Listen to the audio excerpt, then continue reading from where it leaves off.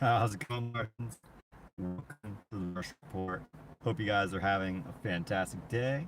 Who we got in the chat today? We got Brian Harris, Furry, Ed Bertina, DBXRP, John Stoops, Cellmate. How you guys doing today? Hope you guys are having a good one. So yeah, back from the car because I went to the library and they would not let me into the group study room that I was recording from. What's up, Legendary? So we're doing another car stream today, and just want to chat with the community today. I touched upon earlier in the week. The one thing that I haven't touched on is this new video out from Sam I Am regarding D plus H Finestra regarding is it China into the into the RippleNet ecosystem, right? Providing an alternative to Swift, right? So that's interesting. I haven't done a lot of digging into it because I was trying to spend my afternoon trying to figure out where I was going to live stream from. Because I wanted to actually do another video from the laptop today, but unfortunately that's just not in the cards. So for now, I'm gonna be doing my live streams from here, in the car again from the phone, and we will do my standalone videos from the laptop in my car and record, and then go somewhere to upload because that seems like it's the only viable option for me right now. Unfortunately, I cannot wait to get to Malaysia. I never believed that I would be looking forward to going to a third world nation, to be able to have access to a facility where I can record and provide content for you guys. But hey, that's the situation we're in right now. So it is what it is. I'm actually looking into a office space, so I'm gonna see how much it would cost me to rent. If it's not too much, and if I'm able to gain internet access there, then maybe we'll start doing our streams from there, and we'll see how that works out. But for now, I'm in between a rock and a hard place with creating content from the laptop, so I'll try and figure out something. Hopefully by the beginning of next week, I'll have figured out some place where I can reliably go every day, and I'm not going to be sitting there stressing. Oh, wait, what's up, Ben Howard? You're stuck at work as usual. Can XRP go ahead and take off, please? I know, right? How's it going, Alex? Welcome in the chat, brother. Richie Lira, how you doing, brother? Hey up, fella. Hope you're well. Wishing you the best. Thanks, RPM. Yeah, I'm doing great. It's just, it's a slow day. It was a kind of stressful morning because, again, my spot that I thought was going to be like a great place to just go daily and go do recordings. No, it's not. It's apparently under lock and key normally. I just got lucky yesterday, apparently, to have the room just open. I didn't have to go and ask for somebody to let me in. So that kind of sucked. But let's see. Robert Scannell. That new Crypto Mike conspiracy video is golden. You check that out, Martian. I haven't checked out Crypto Mike's newest video yet, but I will have a look at it. He usually puts out some interesting content. Go to Borders or a Barnes and Noble. I don't have the hotspot on and I don't want to cause lag. I don't know if there's a Barnes and Nobles near me, but that would probably be a good bet. The biggest issue with going to a place like that is the biggest issue for me. Oh, also, you guys probably noticed that the video was taken down yesterday because Yahoo or YouTube is awesome. I got hit for a copyright infringement from 60 Minutes for sharing news. For sharing news because they're exclusive news, because that's how news works in the modern age. It's exclusive. You're not allowed to talk about the news if it's somebody else's, right? So whatever. I guess that I will just be showing you the sources for video clips like that from now on. Or I will find out a clever way to play the video so that everybody can listen, and maybe I'll just put something over top of it, like a price chart or something, so that they can't be copyright infringing me. We'll find out how that works. We'll see if that even works. Who knows? I'll try it once or twice, see if I get flat for it, and if not, then maybe we'll do that. Black Hammer, how's it going, brother? We're just gonna hang out and chat. I'm gonna talk a little bit about the price, the depression that we're in, and why now. Ultimately, today's video is actually just about why now is really the best time to be buying. I think everybody out here, if you're in the same boat as me, you've been in XRP for a while, you've probably already got your big bag. You've got most everybody that I've I've been seeing in comments has almost reached their accumulation goal, or has already, you know, hit their accumulation goal. To which I say, awesome. What's your sell point? What price are you selling at, right? Because if you're waiting for, like, you know, a lot of people want XRP to hit $100, and that's when they're gonna sell. That's something I see a lot, right? Is, oh well, you know, I'm gonna start selling when it hits $100. Okay, well, that means that you think that you probably have, like, you know, between 10 to 20, or maybe, you know, maybe 10 to 50 thousand XRP, we'll say, right? Because if you have 10 to 50, then you're assuming that, you know, you're gonna have $1 to $5 million whenever XRP hits $100, right? Well, if you're sitting on the 10,000 range, then why not take this opportunity to buy XRP on the dirt cheap? You know, because anybody who understands technical analysis, you know, it's not. Yeah, it really is just anything under $1, anything under 50 cents. Like, if you want to go by the accumulation phase that we're in, and then what will technically qualify us to be in reaccumulation, which will be at 50 cents, when we break above 50 cents, at that range, that's when we're going to be in reaccumulation, right? Richie XRP Rich, thank you for the 589. I keep right, but 50 cents I think will be reaccumulation phase for XRP when the price finally rallies. So, you know, right now, where we're at right now, until we break 50 cents, you're getting a super steal for XRP, you know? And even at $1, it's on a fire sale. You're absolutely right, Black Hammer. But the idea is that, you know, while it's this cheap, while you can be loading up 3 XRP for $1, you know, why not take every opportunity you can? Because if you're waiting for the price to go lower, chances are, you know, you're going to be disappointed.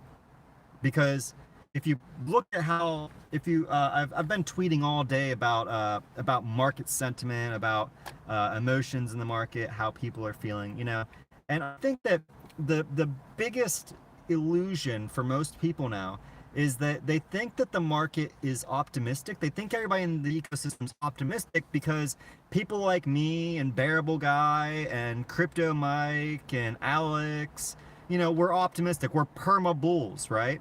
Like Kevin Cage, we're perma bulls, you know?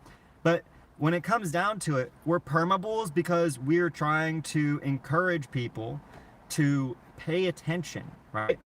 I won't lie. I am like, it takes a lot of effort to come out and be like optimistic on camera when we've sat below 30 cents for months. Okay, like, to be completely honest with everybody, I feel the market depression. I felt the anger of the price falling in August. Okay, so but I know to put my emotion on check, and to be realistic, to be objective about the market, right? And so that's why I sit out here. Whenever the price goes down, it doesn't matter what I'm emotionally feeling. I come out here and am as optimistic and bullish as ever when the price goes down for you, because that's when you need to be actively buying. You know, that's when we should be the most greedy. We're lagging a lot, I have full bar, so hopefully it clears up. I don't think I have any windows open or anything. Yeah, I don't have anything open. Okay. I tried closing and refreshing, so hopefully that'll clear up the lag for you guys. All right, so we'll see if that cleared up, because I just like popped it open. The idea of why, you know, a lot of us, not just me, I know you can tell it lagging kind of bad for everybody. Okay, well, I don't really know what to do, guys. I must be being throttled because I don't have hotspot on. I don't have anything going in the background, so I guess we'll have to deal with it. Hopefully you can at least understand me talking. Maybe lower the quality that you're watching at, you know, because you're just looking at my face, so, you know, just lower the pixels. Maybe it'll make me look a little more attractive. You won't see all the the potholes on my nose and whatnot, right? Tommy, been on sale all day today. Why complain? You know, exactly. And that's really what I'm trying to get out here, right? And, you know, that's also because like I said, I was sitting around trying to figure out where I was gonna do my live stream from more than I was actually trying to figure out what I was gonna do a live stream on today. So that's why I'm just like chatting with you guys and trying to be as real as possible, right? Like, you know, um, a lot of people in the community think that because YouTubers or personalities on Twitter are permabulls, that the market, the ecosystem is you know, it's so optimistic, but it's not. It's really not. Like, I made a tweet today, just made a tweet talking about why I'm, you know, trying to personify excitement over the emotions that I'm seeing in the community. And you know what? Everybody, it's ironic because everybody that's commented on it, I haven't gotten one. Dude, that's wrong. There's been one person of the nearly dozen people who have commented on it that are saying that they are optimistic. All the other comments are saying other people are so optimistic. Everybody, I see everybody is optimistic. Really? Because I only had one person saying that they were optimistic, and then the somebody who I told that to said, "Well, I can't remember who it was exactly. Maybe it was you, Tom. It was a Tom B. I don't know if it was you specifically because you looked a little bit different. I don't know if you have a hat, you change your profile picture. But Tom was saying, I think it was Tom. It was a Tom though, saying that you know, he's okay, so yeah, you're saying that you're optimistic on what's coming down the line, you know, in a year from now. But here's the thing: when it comes to optimism in a market, in like the emotional scale of a trading market, you're not optimistic if you're waiting if you think you're going to have to wait 5 to 10 years. You're being a realist at best. All right, and in most cases you may actually be being a pessimist. Now, maybe you're being more of a realist than a pessimist because maybe we are only halfway through this you know, accumulation phase, which would be kind of crazy because, you know, we've been down here for, you know, we've been at this range for a year now. You know, excluding the brief bubbles that we've had, the brief run-ups that we've had, overall, we've been in an accumulation phase for over a year now with XRP. So it's highly likely that this is not going to continue for nearly as long as a lot of the more realistic people think that it is, you know.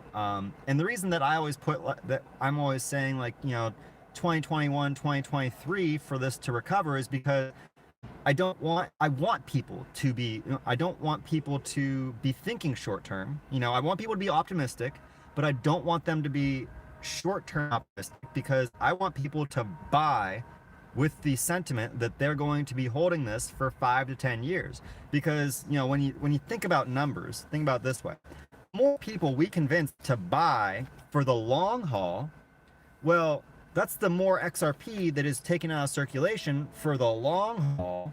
And therefore, the more people we get into that mentality to dollar cost average, the sooner, you know, we're going to manifest our own reality. We're going to literally be the driving force if Ripple doesn't get, you know, the banks to do it before us, you know? So the more realistic you are, the happier you'll be when expectations are exceeded.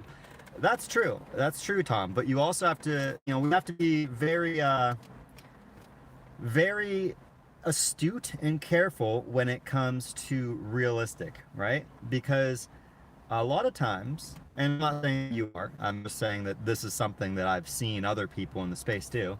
A lot of times people feign that they're being realist when they're being pessimistic, right? Like the people who are saying that the new all-time high is going to be $5. That's after a year of consolidation, you know, almost 2 years rather of 2 years of consolidation. Our new all-time high when this rallies is going to be 15% higher than the previous all-time high. What historical precedents do you have for that, right? When has a new paradigm in a market which let's be clear, we've gone through a bull cycle in 2017. We're in at the what hopefully is the tail end of a bear cycle now in 2019.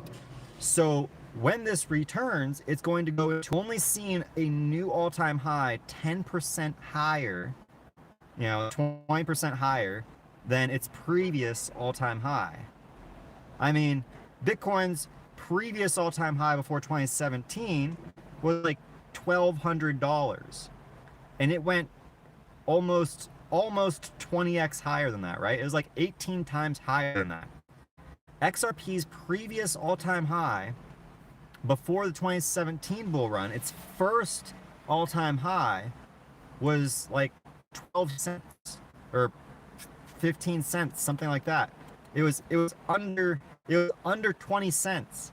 Its first pump, the first pump XRP had, doubled that. It went to 40 cents, right? And so I can totally get behind that we're a ways out from the market going up, right?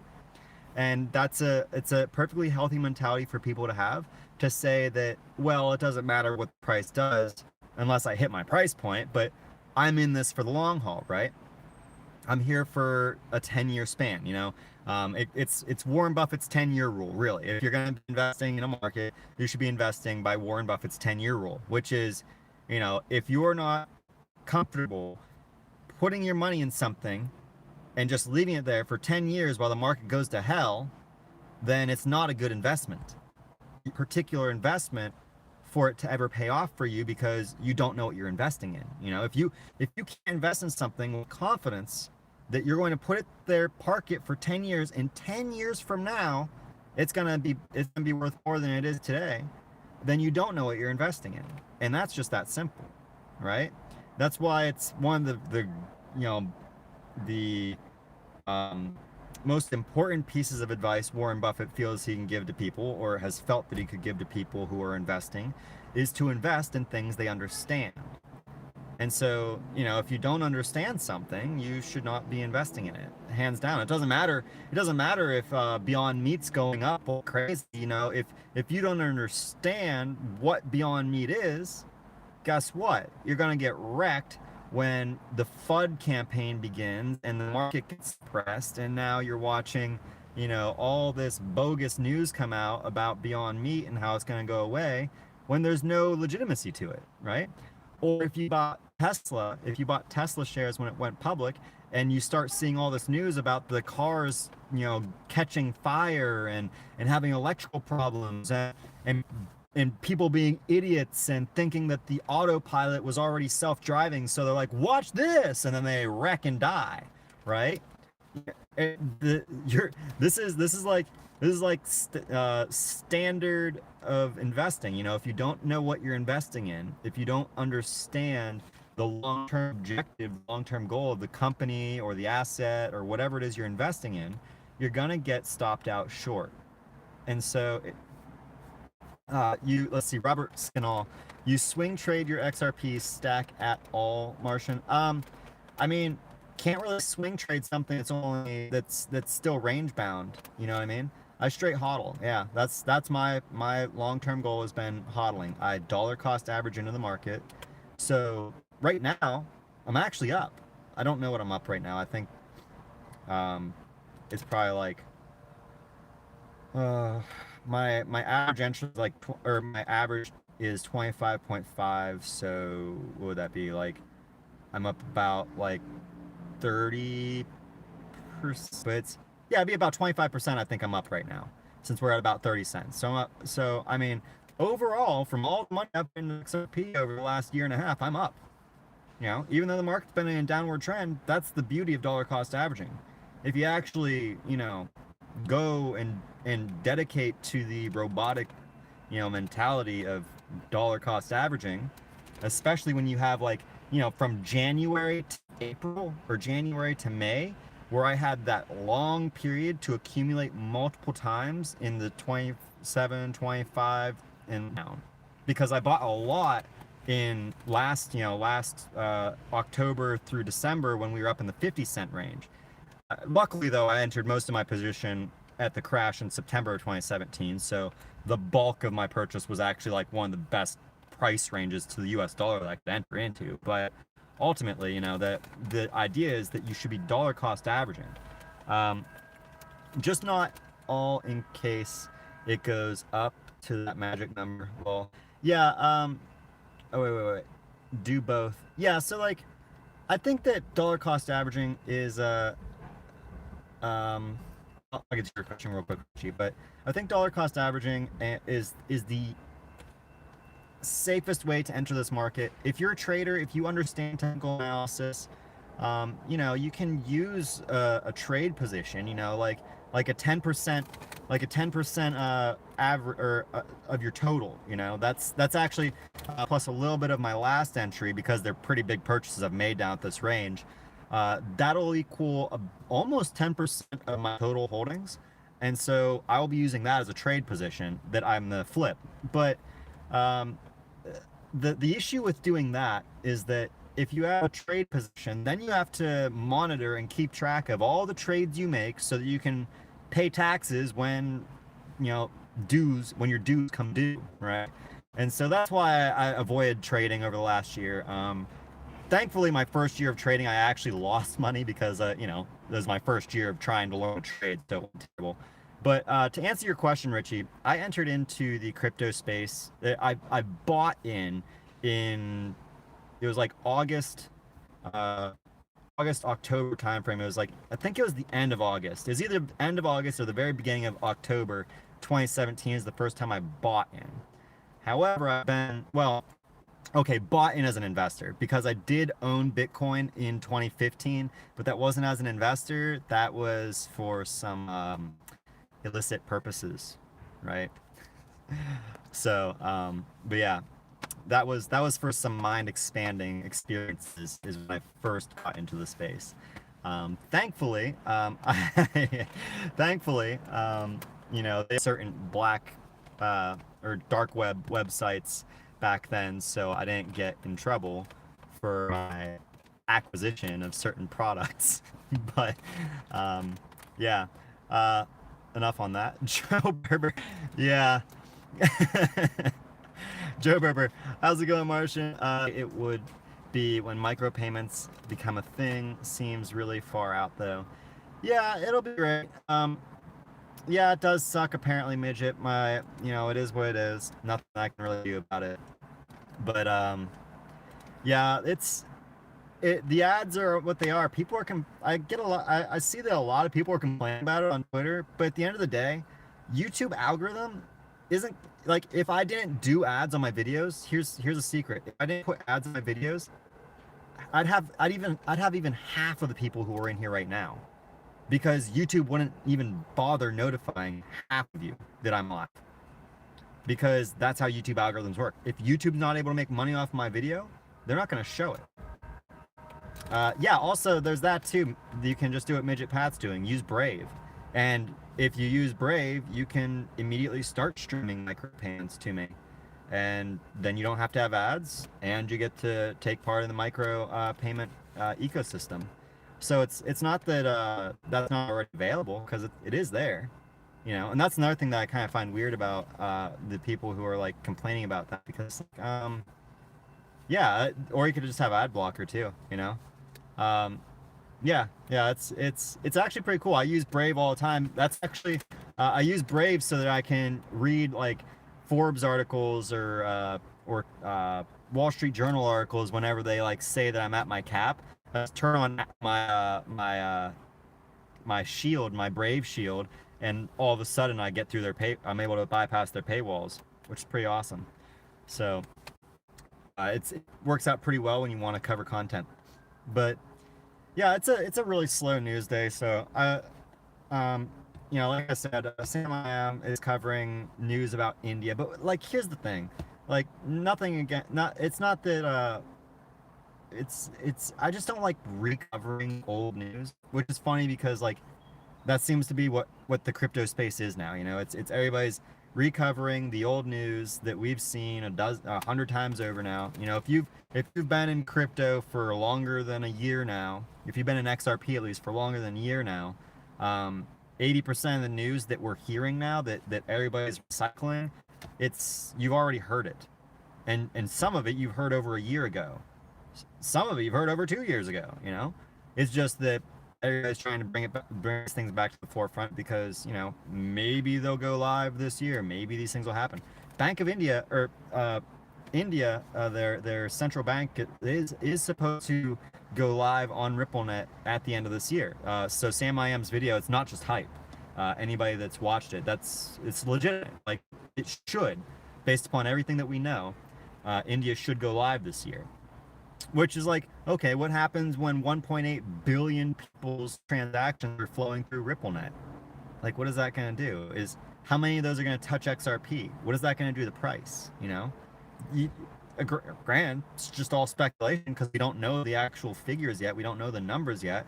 But when you factor in that Russia and China are going onto the same SWIFT about that, okay, well, is that RippleNet? Is that some other network? Do they have a network that we don't know about? Who knows? I like to believe that it's RippleNet, right? But we don't know because that information is not privy to us, you know? Sam I.M. believes, I guess, that that the Finestra link that he's found for their patent, that would indicate such, but we won't know until, you know, the network goes live and we see something actually happen, you know? So it's all up in the air. As far as anything short term, you know, I think that Swell could be great though. I think that we might get, there's something big brewing at Swell this year. XRP, like, centric content creators to Swell, if there wasn't something big that they want to announce regarding XRP, right? They just wouldn't. Because, you know, I love Digital Asset Investor, I love Breadtimes, but let's be real, they are not the caliber of individuals who you would invite to a financial conference such as Swell, right? Unless you have some news relevant to the individuals, to us, you know, the XRP community, who those individuals are direct correspondence to, right? And so that's why I'm really excited about Swell this year. Real quick, guys, there's 55 of you in the stream, 60 of you in the stream. Can I get some likes, guys? We got 28 likes in here. Maybe that's why the view count's still so low. I haven't asked for the likes yet, so I know I got to remind y'all to hit that like button. I appreciate it. Just hit that, get the likes pumping in here, so we can get some more chats rolling, see what everybody else has to share their opinions on this market. Is XRP going to be an accumulation for like 3 years? Is that possible? Is it possible that there's so many of us in this ecosystem, yet we can, you know, maintain a price this low as we are all accumulating? I don't know. I don't think so. I'd like to believe not, but we'll see what happens, right? All right, let's see. Addiction sequence. Tom B, don't worry. That was liquidity well spent. What was it Tom said? Oh, yeah, maybe. It's vaporware now. I wonder if they can detect the ad blocking and the advertising end. Joseph, they do not. So, like, anybody that's using ad blocker, you know, I'm not getting paid for it, but whatever. A view's a view, I think. I don't know. We'll see. Addiction sequence, you saved, or Tom B, you saved a lot over the East Coast custody prices and got better green, but I probably spent over 10 BTC between, man, 10 BTC over 5 years. That's some expensive herb, brother. That's some expensive herb, but you know, at the time it wasn't that much, you know. That's something else to keep in mind too, you know. You might, like, people might feel like, oh man, if only I held on to that Bitcoin back then. But it's like, well, yeah, it's not like you lost the $100,000. That might be the mentality that people have, that, oh, I lost $100,000 or $200,000 from the peak because I spent 10 Bitcoin back when it was worth, like, you know, whatever, in 2013 it was like 100, 200 bucks, something like that. Or not even back, it was like 50 back in 2013. And so you're like, oh man, I spent all this money, these hundreds of thousands of dollars, but you're like, no, not really. you know, because they didn't invest back then, you know. That's so it's like the guy that spent the Bitcoin on pizza, you know. Sure, he could have been a millionaire, but that would have meant that he would have had to hold that Bitcoin for all that time. And you know, all of us who are hodlers in this space, the emotional burden that comes with holding these assets for so long, I think everybody can attest to. It's real, you know, the burden's real. You know what I mean? Joe just for default. I personally like pre-search. I don't use DuckDuckGo or Quant. I like pre-search. I feel that I think it has the best returns as far as like paying you in digital assets for your searches. Oop, throwing my camera all over. What's up, George? How you doing today, brother? Ratledge, George Ratledge. DBXRP, you have sell orders in place, or will you move to exchange later? DBXRP, I don't have sell orders in place because I do not expect to be selling on the first pump of XRP. I do not expect the first leg up is going to be anywhere near where I want to sell, and that's because my first sell range is at $10. I do not think that we're going from 30 cents to $10 in our first pump. I think it's going to be a staircase, very similar to, you know, similar, but maybe slower at first compared to the 2017 run up. You know, so I think that we're first going to go up to 50 cents. We're going to break 50 cents first, and then that's going to be reaccumulation phase. We'll break 50 cents, and then we'll sit there for a few weeks, maybe a month or two, and then we'll go up to $1. And then we'll sit there for a week or a month or whatever, and then we'll go up to all-time high. We'll sit there for a week or a month, and then we'll take another leg up, and then another, and then, you know, maybe on that fifth leg up, we'll be at $10. People think that, you know, that this is going to be, like, for whatever reason, a lot of people seem to be under the misinterpretation that the next bull run is going to be some short-lived, you know, 2-week spurt like what happened last time. But we're talking about utility-driven value into this network. So it's not gonna, you know, we might get really like extravagant run-ups in the price every so often due to, you know, FOMO, but as the utility grows behind that you know, speculative FOMO, that's going to drive the price up, you know, over time too, and that's going to continually raise the bottom for this market as that unfolds. So it's not, this isn't something that, you know, it's, once it goes up again, it's not gonna play like the previous cycles, because it's no longer going to be a speculative asset when XRP really recovers. Because, and maybe that's pessimism on my behalf, because I really don't believe in retail investors being the catalyst behind XRP going up again. I don't think it's going to happen that way. I really expect that institutional money. Richie, you're like dropping these $5 bombs on me all day. Thank you so much, brother. Do you have a minimum to cash out of XRP? I will. Yeah, it's bad, J Ray. Sorry, buddy, but it's what I got. But Richie XRP, my minimum will be at $10. I will be taking 5, depending on how much more XRP I get from here. It'll be between 5 to 10% of my current investment, buddy. It's not gonna be any better. Plus, then you'd have to listen to hundreds of people yammering around.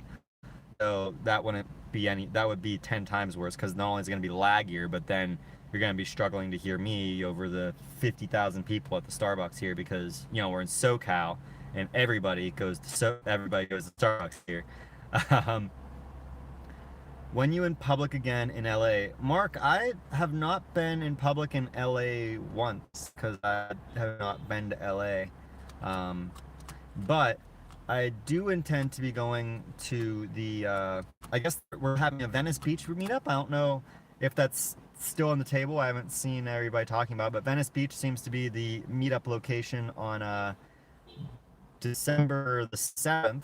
So it'll be a Saturday, December the 7th, that we're gonna have a meetup in Venice Beach. So we'll go there. I'll be going there. Oh, as far as just public again, I'm going to be going to UTC Mall, the UTC Mall in San Diego on Monday, actually. So this coming Monday, I'll be doing another one. And then we'll do another live stream the week after from UCS or US University of San Diego or SDSU, San Diego State University. There we go. Sorry, guys. 10 CHF. I don't know what that currency is, try harder, but thank you for it. It equals out to $10. So thank you for the 10 bones, brother. And absolutely, we'll keep it going. You know, I'm sorry that I didn't really have a real narrative for today. It's just coming in and chatting with everybody in the room. So, you know, it is what it is. But, you know, price is important too. Price is important to talk about. You know, it's something that we don't really talk about a lot, except for, you know, price predictions of where things are going. There's not a lot. Those live streams actually, those public streams are really. Tom. Do strippers know about XRP? Go live and find out. I think I would definitely get kicked out of the strip club if I tried to do a live stream from the strip club. They do not allow, from my experience in strip clubs, it is prohibited to film within a strip club. So I would say no, at least without like permission beforehand, and I doubt that I get it for such a silly thing. But I don't like strip clubs either. They're kind of depressing, I'm not gonna lie. Like, I bet like even the nicest strip clubs that I've been to have like a depressing vibe to them, you know what I mean? I don't know. Maybe I'm just weird like that. But what I was saying though about the doing the streams in public, SPO. The idea about doing streams in public though, it's really to emphasize why this market's flat, right? As most everybody knows, when it comes to crypto community, if you're not in XRP, then you hate XRP, you know? If you're not an XRP investor, you hate XRP because you're a Bitcoin maximalist, you're a Bitcoin cash maxi, you're in the Bitcoin club, whichever coin it is that your Lord and Savior is the creator of, you know, whether it's Craig Wright or Satoshi, you know, whoever your divine creator of currency is, you know, you're in that club, and it's the best because ideologies. There's no proof of work. There's no other alternative. It's proof of work or hit the road, Jack, because that's the rationality behind these people, right? And so we as XRP investors we're like the black sheep in this community, okay? Because we are investing in something that flies in the face of what most people are investing in crypto for. So when you combine that realization that we are like this weird group within the crypto ecosystem, and then take into account that the average person outside of crypto think all crypto is around the same ideology as Bitcoin, that it's this down with the bank, down with the government, you know, they're anarchists, they're this, you know. They don't understand that XRP is totally different from that. And so they don't even look at the space like that. They don't even try to find something like XRP in this ecosystem because it's all fake internet money and it's all a scam and it's all anarchist, and they just want to get rich off of me putting my money into it and it goes up. It's a pyramid scheme, right? So they don't understand. And so it doesn't matter what good news we hear, because they're not, it's magic internet money. They don't know. They like the public, when we go out in the public, you guys have noticed too, I'm not the only person that's noticed this, right? That people don't even know who MoneyGram is. People don't even realize that they don't even know who the second largest payment provider in the world is, let alone that payment provider is now using XRP for international payments. They don't even understand the importance of international payments. They don't understand that the dollar's value, 60% of the value of the dollar comes from it being the global reserve currency. They don't even know what a global reserve currency is. They don't know the global reserve currency's purpose is to provide liquidity between, you know, other nations' currencies. They don't know that because they think that most people, this might sound absurd to most of you people in the crypto community, but most people in the world think that the dollar is still backed by gold, even though most people were born after the gold standard died. Most people alive today were born after the gold standard died, but they still think that we're on a gold standard for some reason. How does that work? How is it that so many people actually think this? Why? I mean, I don't even think that I was that misinformed before getting into crypto. Even I knew that there was no gold standard before crypto. Yet most people don't. Most people think that, like, yeah, it's a very strange situation, Jay. No, it's smoke and mirrors, it by and large is. And the masses, you know, it feels conspiratorial to say that they're brainwashed, that they're, you know, and it sounds like, you know, you sound like a conspiracy theorist when you call them sheeple, but really they are.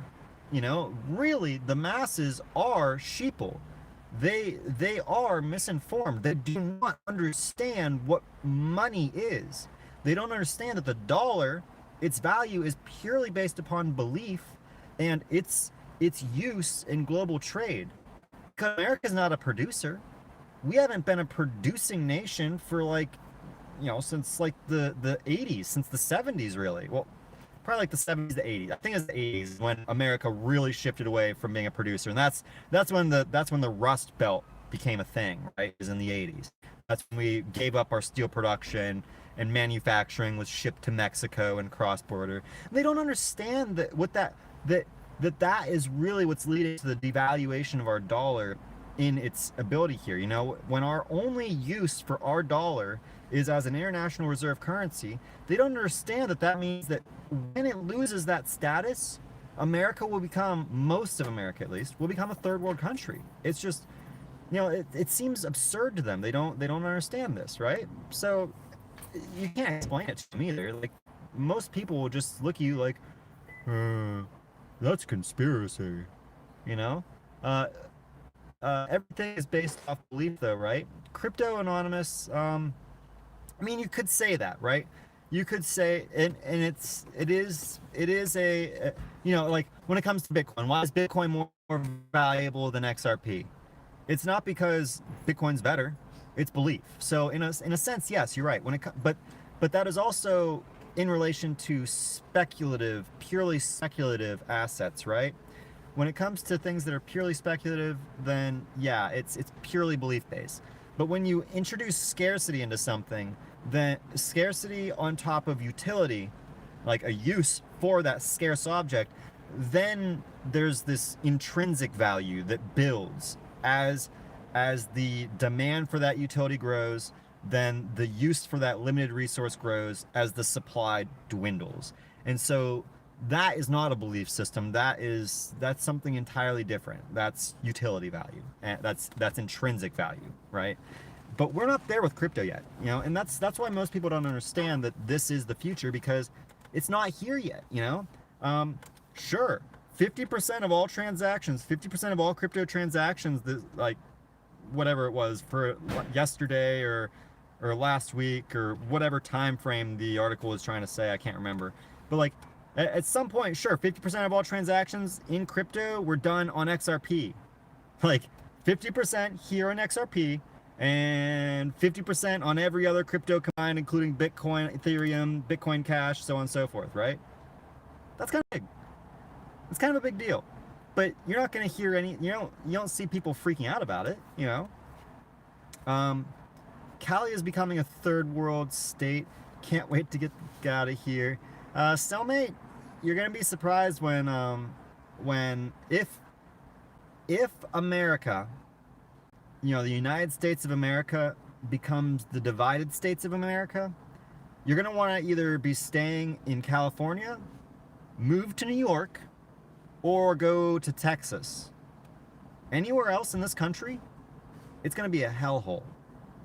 It's going to be absolute garbage, and you will not want to be anywhere in America but those three states. And I'd argue that New York is going to be really ugly, even though it's currently really, you know, prominent.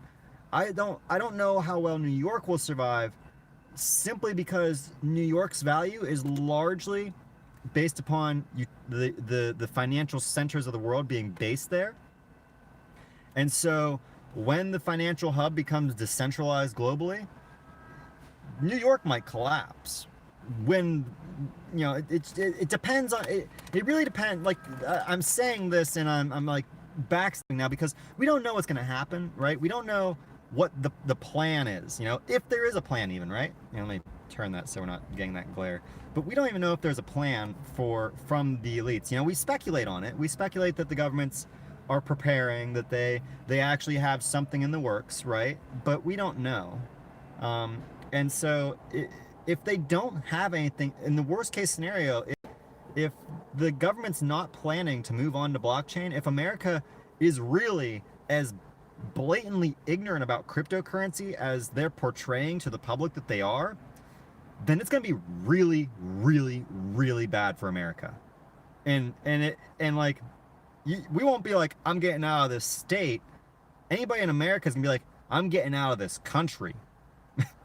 Because it's going to be so ugly. Yeah, you don't just flee the city, you flee the country. If America doesn't reveal that, oh, we've been playing you the whole time, we've got this plan and it's with Ripple and we're going on board.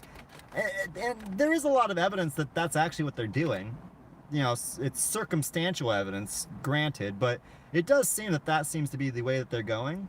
But if they're not, then that means America's in trouble.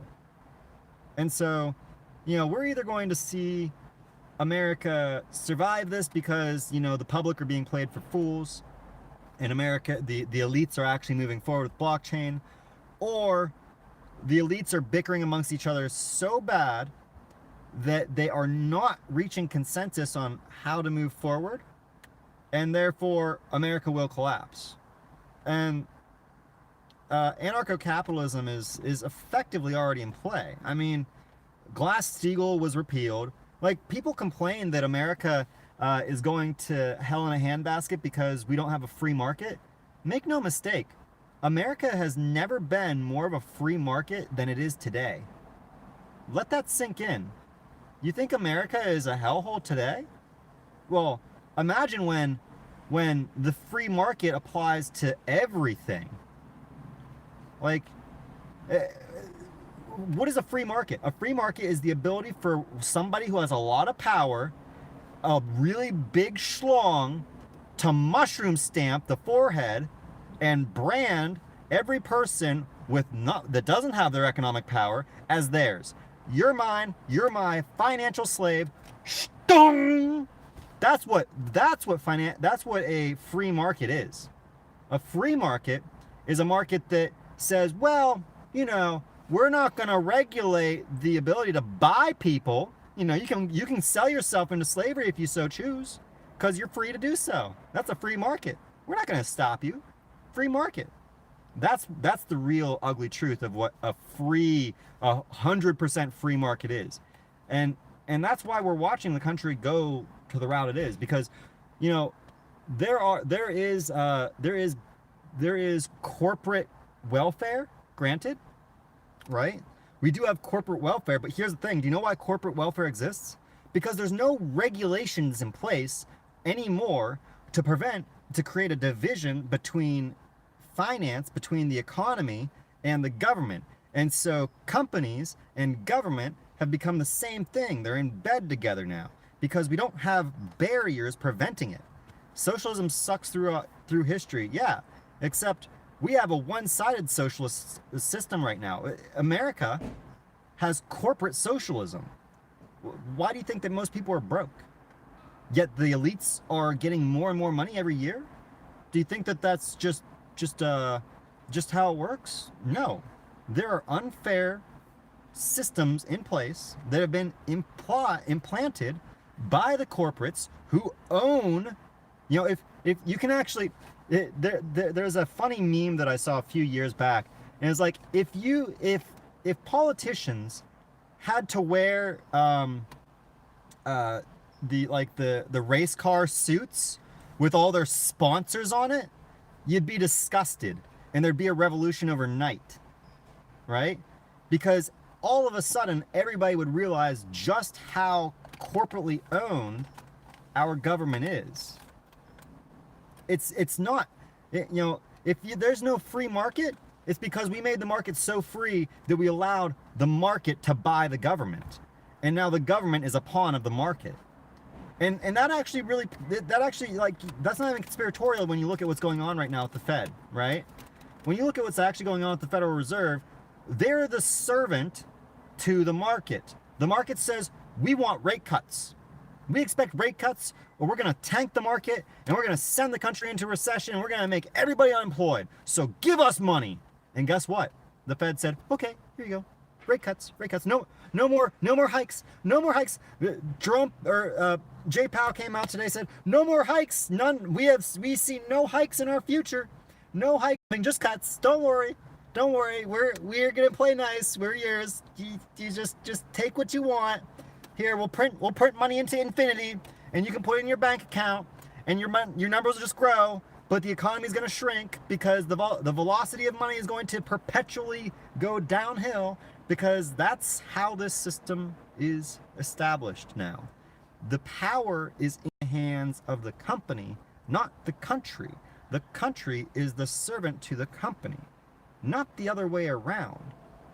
That's just that. And that's why there's this great divide in America, because on the left, you have everybody saying that power needs to go to the government, and the right saying they already have all the power. But really, the reason why the left wants power to go to the government is because they see these businesses fleecing America, and they think that the only way to stop that is to give power to the government.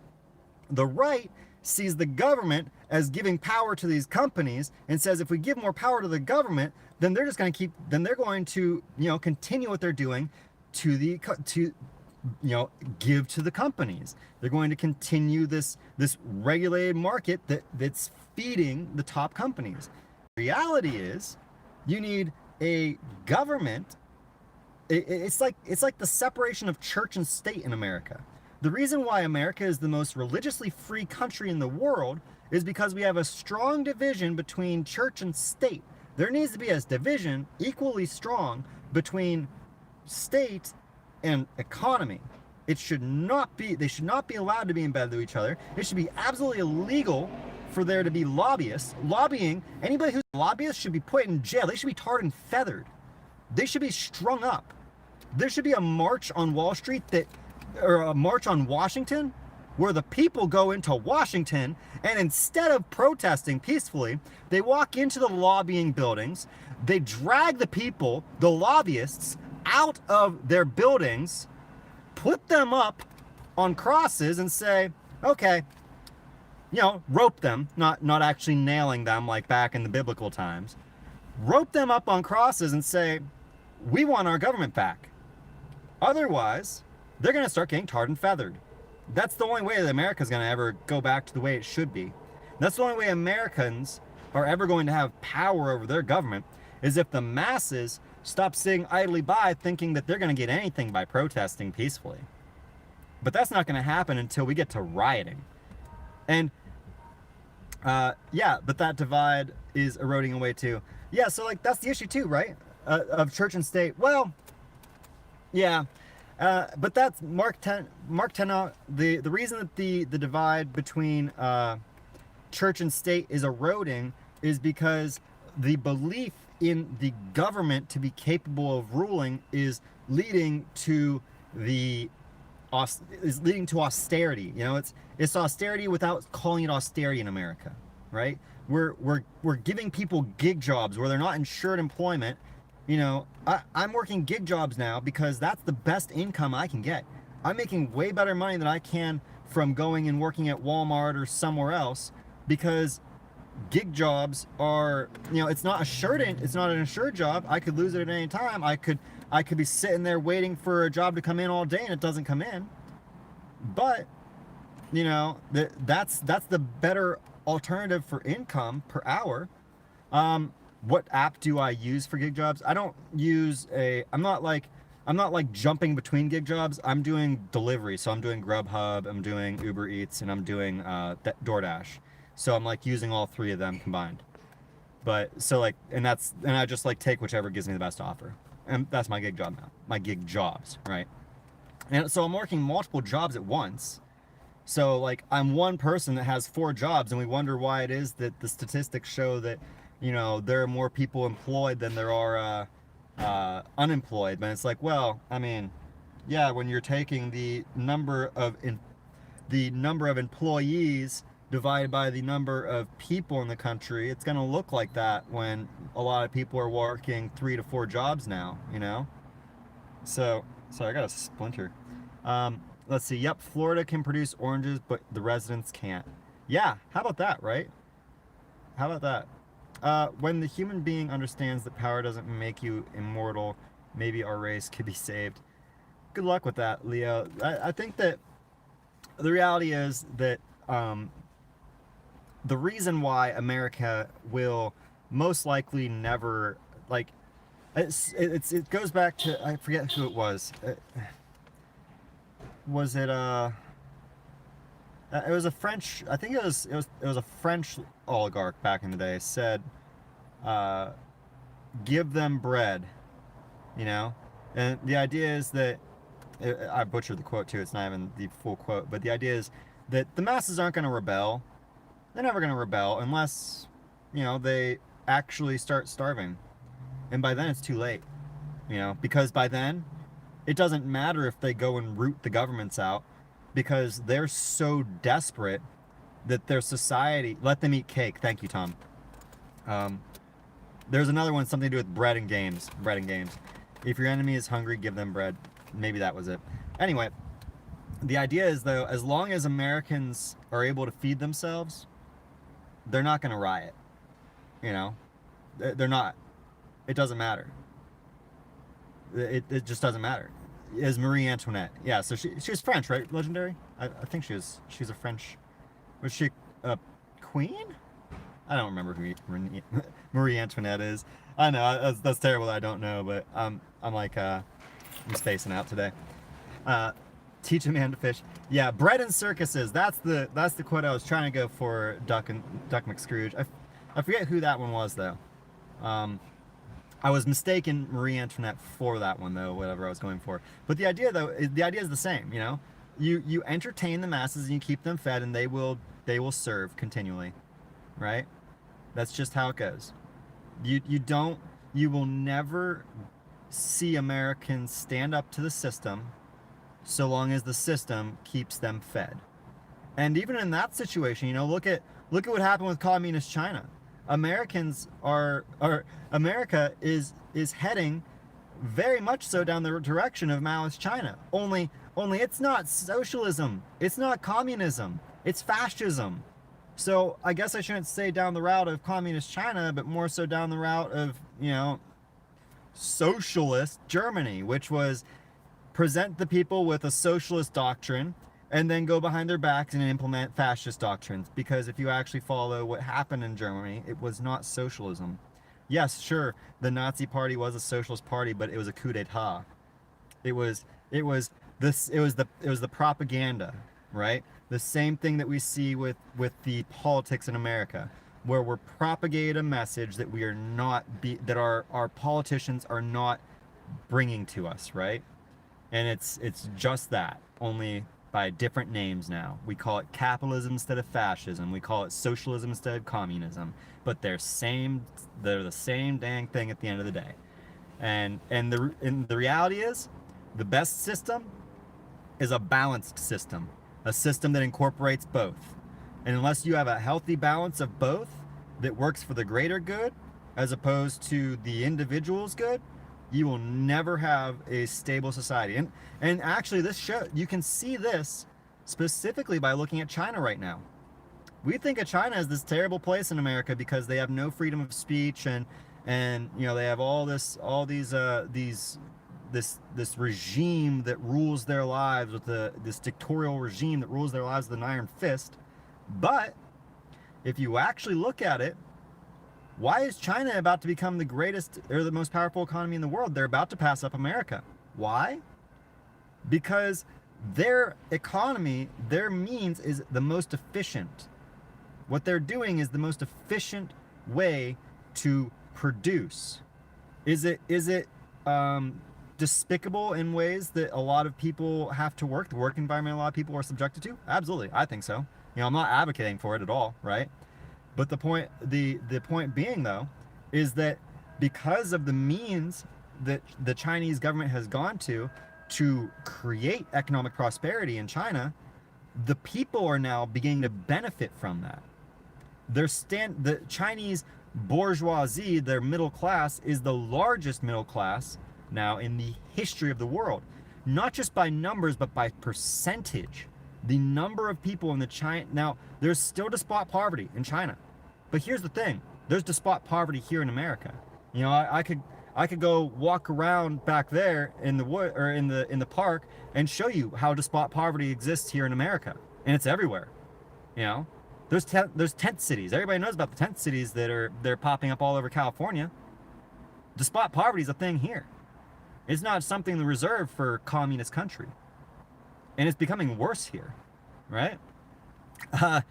Jade plans to travel, so maybe an RV is exactly what he needs. Plus, if times get tough,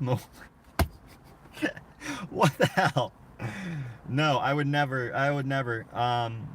I'd grow morning glories before I did that, to be honest. I'd become a shaman before I provide people meth. No. I have standards, guys. I appreciate that your lack of faith in me, that you'd think that I would ever even try to be like what is that, an enabler for people with a meth or heroin or coke addiction. Like, no. There are certain substances, psychedelic substances, I approve of. I think that it's actually good for people to do a psychedelic substance at least once in their life, at least in a controlled environment, in a positive environment where they're looking to, you know, connect with their inner self. Walter White reference. Yeah, I got the reference, buddy. I got it. But the meth or the meth, the RV. You got me Freudian slipping now. The RV is so I can go wild Thornberrys style in this world and go travel the world without like a lot of overhead, you know, because something I don't know, maybe I'm crazy, but I think that a minimalist lifestyle is the happiest lifestyle you can have. Not only because, like, you know, if you're constantly pursuing, you know, nice cars and beautiful mansions and these things, like, why do you need more than, you know, a bedroom, a bathroom, a living room, and a kitchen? Why do you need 5 bedrooms that you're only gonna ever sleep in one? You know, 10 bedrooms, you're only gonna sleep in one. Why do you need these things? Because it's status. Because you want to look good for other people. Because you think that it's gonna make other people like you. It's exactly, Jeff Hardy. It's short-term happiness. You will never, and if you pursue happiness, you will never find contentment. And being content, that's the real good feeling, because it's not just like the short-term dopamine burst. It's low anxiety. It's calm. It's, you know, it's genuine happiness. It's not forced happiness. And that's why I really, like, a lot of people think that I'm crazy that I camp out in my car, but like, I really enjoy this. And, you know, legendary, yeah, sure, if you have a big family, okay. If you're gonna have like 4 kids, you only need 2 bedrooms. Put 2 children in the same room. They're little, they're kids, you know, especially if they're close to the same age and they're the same gender, put them in the same room. And then they're gonna fight, because first off, if you have 2 children, especially the same gender, and they have their own rooms, they're gonna fight, and they're gonna compete for who gets the other things. You know, who gets the toys, the best toys, who has the nice stuff. Instead, put them in the same room so they're forced to share. Teaching children to share is extremely important. You know, there's a little bit of like child or what is the actual school of education there? It's a child development, you know, developmental psychology. That's what I'm after, right? Nothing in life can bring you real happiness until you learn to be happy with yourself where you are now. Exactly, Jeff. And that's something that I learned last year, actually, because like this isn't the like I didn't just start doing this, doing this car life in September. I lived this life in 2018 before I even started the YouTube channel. In 2018 I spent almost all of 2018 doing exactly this, driving Grubhub and driving Uber Eats and making hella bank, sleeping in this trunk. It was a lot more uncomfortable back then because I didn't even have an air mattress back then, so I was like really roughing it my first time doing this. And I did that so that I could stack my bags as deep as I could. And I learned from that experience, from living that way for almost a whole year, that there are very few things in this life that you actually need. And most things that you think you need are things that are things that you actually want. And they're only going to give you a dopamine burst. They're a momentary blissful happiness, and then the bill comes due. Then you have to pay that car off. After the shine's worn off on it. Oh yeah, it's like if you go watch Elon Musk getting his McLaren, having his McLaren delivered to his house. His reaction. He was like, for like a whole 30 seconds, he was like a kid in a candy shop. He was so euphoric and, wow, that's awesome. And then they clip a few minutes later to him sitting in it. And you can tell that it's already worn off. The dopamine rush of him buying one of the most expensive cars on the planet had already worn off. And he hadn't even taken it for a drive yet. He was just sitting in it. That's what materialism will really bring you. You're not gonna find happiness in that. So that's why I say that when I get this money, I'm going after the minimalist lifestyle.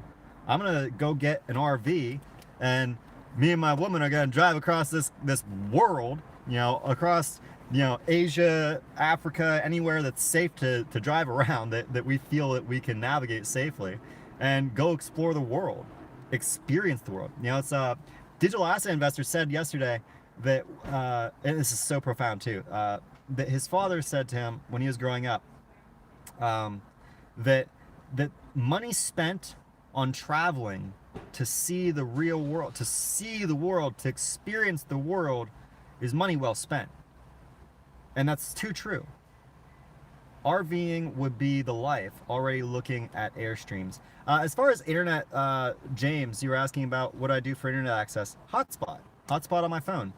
I can activate the hotspot on this phone, and I can use my laptop to look up anything online that I want, and it's fantastic. I mean, it's not like, super fast, but if I actually wanted to play video games in my car, I could play computer games in my car using the hotspot for my phone.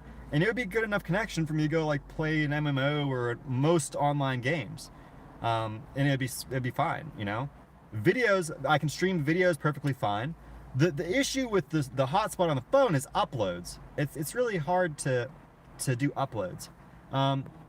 Yeah, exactly, Jeff. I feel that. I really do believe that, like, deep down, the experiences are worth way more than things. So much more than things. Then you're wrong. Who was that? 2 XRP watts. Women don't like minimalist lifestyle. AEW. Yeah, exactly what XRP watts said. Then you're with the wrong woman. You're looking at a gold digger if you think that all women are that way. Because I've met one that is not at all like. She is perfectly cool with a minimalist lifestyle. Maybe not to the extent that I'd like to. But I think that, if all that I have to do is convince her to go on a road trip in an RV, like a decent RV, where we have all the amenities of a home, or just a small home, and it would be a easy sell, to be honest, But it's a matter of, yeah, actually, Hernandez, you've met women who like a minimalist lifestyle. They usually have hair grown from all parts. Yeah. There are those hippies, right? There are those hippies. I'm telling you, rooftop tent, dude. I saw one of those. I saw one.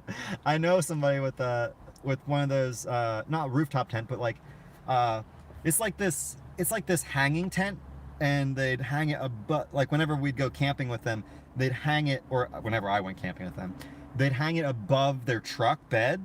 And so like they'd step up in the bed of their truck and pull themselves up into this hanging tent that's like connected to the three trees. It was like the coolest tent ever. It's a little bit different than what you're saying, but yeah, it's that a rooftop tent would be pretty cool on in a RV too. Yeah, they are legit. I've seen the ones you're talking about too. I've never actually like been in one. The one that I'm talking about, I've actually been in it. That's why I was like, that was cool. So I can imagine a rooftop tent would be really cool too, because then you'd have like, if you like, the cool thing about having like living out of an RV or out of a car too is like, maybe I grow tired of waking up, you know, to the sound of birds or whatever in the forest someday, and I want to wake up on the beach. You know, I want to wake up to the sound of waves crashing on the beach. Well, guess what? I don't have to sell my house and go buy a new one. I just drive the car or the RV down to the beach, and guess what? Change of scenery to wake up to, right? Let's see. My buddy plays Apex Legends in his semi truck on a hotspot. Yeah, baked human. That's what I used to do when I was a truck driver. You know, I don't even remember what game I was playing back then. I was playing some MMO. I think I was playing Guild Wars 2 in my semi truck when I was a truck driver. And yeah, that's actually what, like, being a truck driver is what gave me the confidence that I could actually do what I'm doing now. The first time I did, I was like, well, I mean, I slept in the bed of my truck, so I mean, what would the difference be sleeping in a car where, you know, I'm just driving the car around instead of like an 18-wheeler? There's no difference. There's really no difference. The only difference is the social stigma that comes with car camping, you know, and that's it, you know. But as the longer that you do this, the more people you meet who are actually doing the same thing, and you're like, wow, there's actually kind of like a big, kind of like a cult group of people who embrace this lifestyle. And I'm not gonna lie, the people who I've met who embrace this lifestyle are some of the coolest, nicest people I've ever encountered. Like by and large, the people who embrace minimalist van life as it's actually known, are really cool people. Like legitimately the most genuine and kind-spirited people you'll meet too. They're not, and most of them aren't even druggies. At least the ones that I've met. Like, I'm sure there are a few out there. But, you know, if somebody's actually maintaining a vehicle, they actually have a job, because they have to pay for gas, they have to pay for the insurance, they have to pay for all the things on top of it, they have to pay for the maintenance on the vehicle. Those people are not jobless, so they're not even druggies, you know. Is he saying that just because he's in a van? I'm actually in a car, Hernandez, but you know, no, like legitimately, I've been blown away by the people that I've met who embrace this lifestyle, because, you know, I think that the issue is that most people are brainwashed to believe that status comes from material possessions, not from the merits of your character or the actions that you know, carry out. You know, it's like talk is cheap, actions are where it's at, though. You know, that's not the actual saying, but you know, but yeah, I'd absolutely live in my car if I didn't have a wonderful kitty. James, I actually know a dude that has a pit bull that he lives with.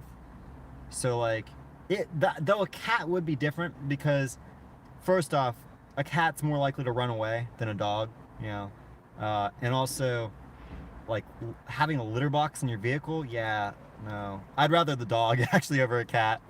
I'd rather the dog over the cat, not gonna lie. What's up, Play Chisel? How's it going, bro?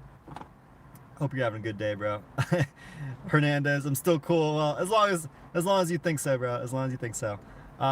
Jeff, you're talking about tensile tents that looks like stingrays. Those are pretty sweet too. Yeah, that's what I'm talking about. Yeah, it looks like a stingray. They're freaking awesome. I kind of wanted to get one, but you know, I have a really cool hammock that I use whenever I go camping. So, you like Stellar Lumens? Charlie G, I don't like Stellar anymore. I used to treat Stellar similar to how I treated Bitcoin, like it was a hedge, because I thought that maybe Stellar would be real competition to XRP, but the project's all but dead.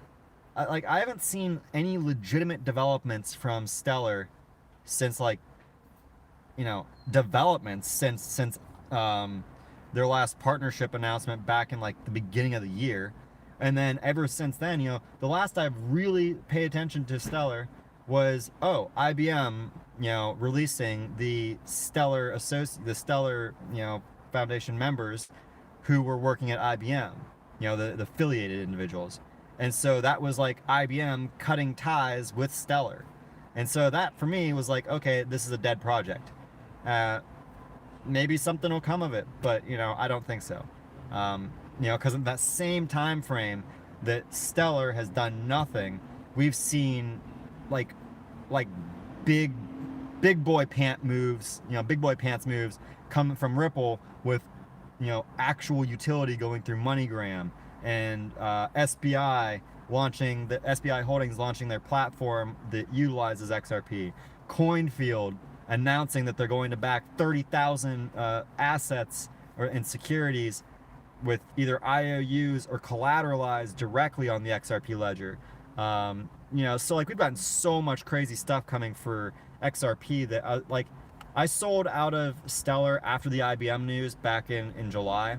Well, I held till July just to see what would happen, to see if there was any clarification that it was just FUD or whatever. I didn't get any clarification, so I sold out.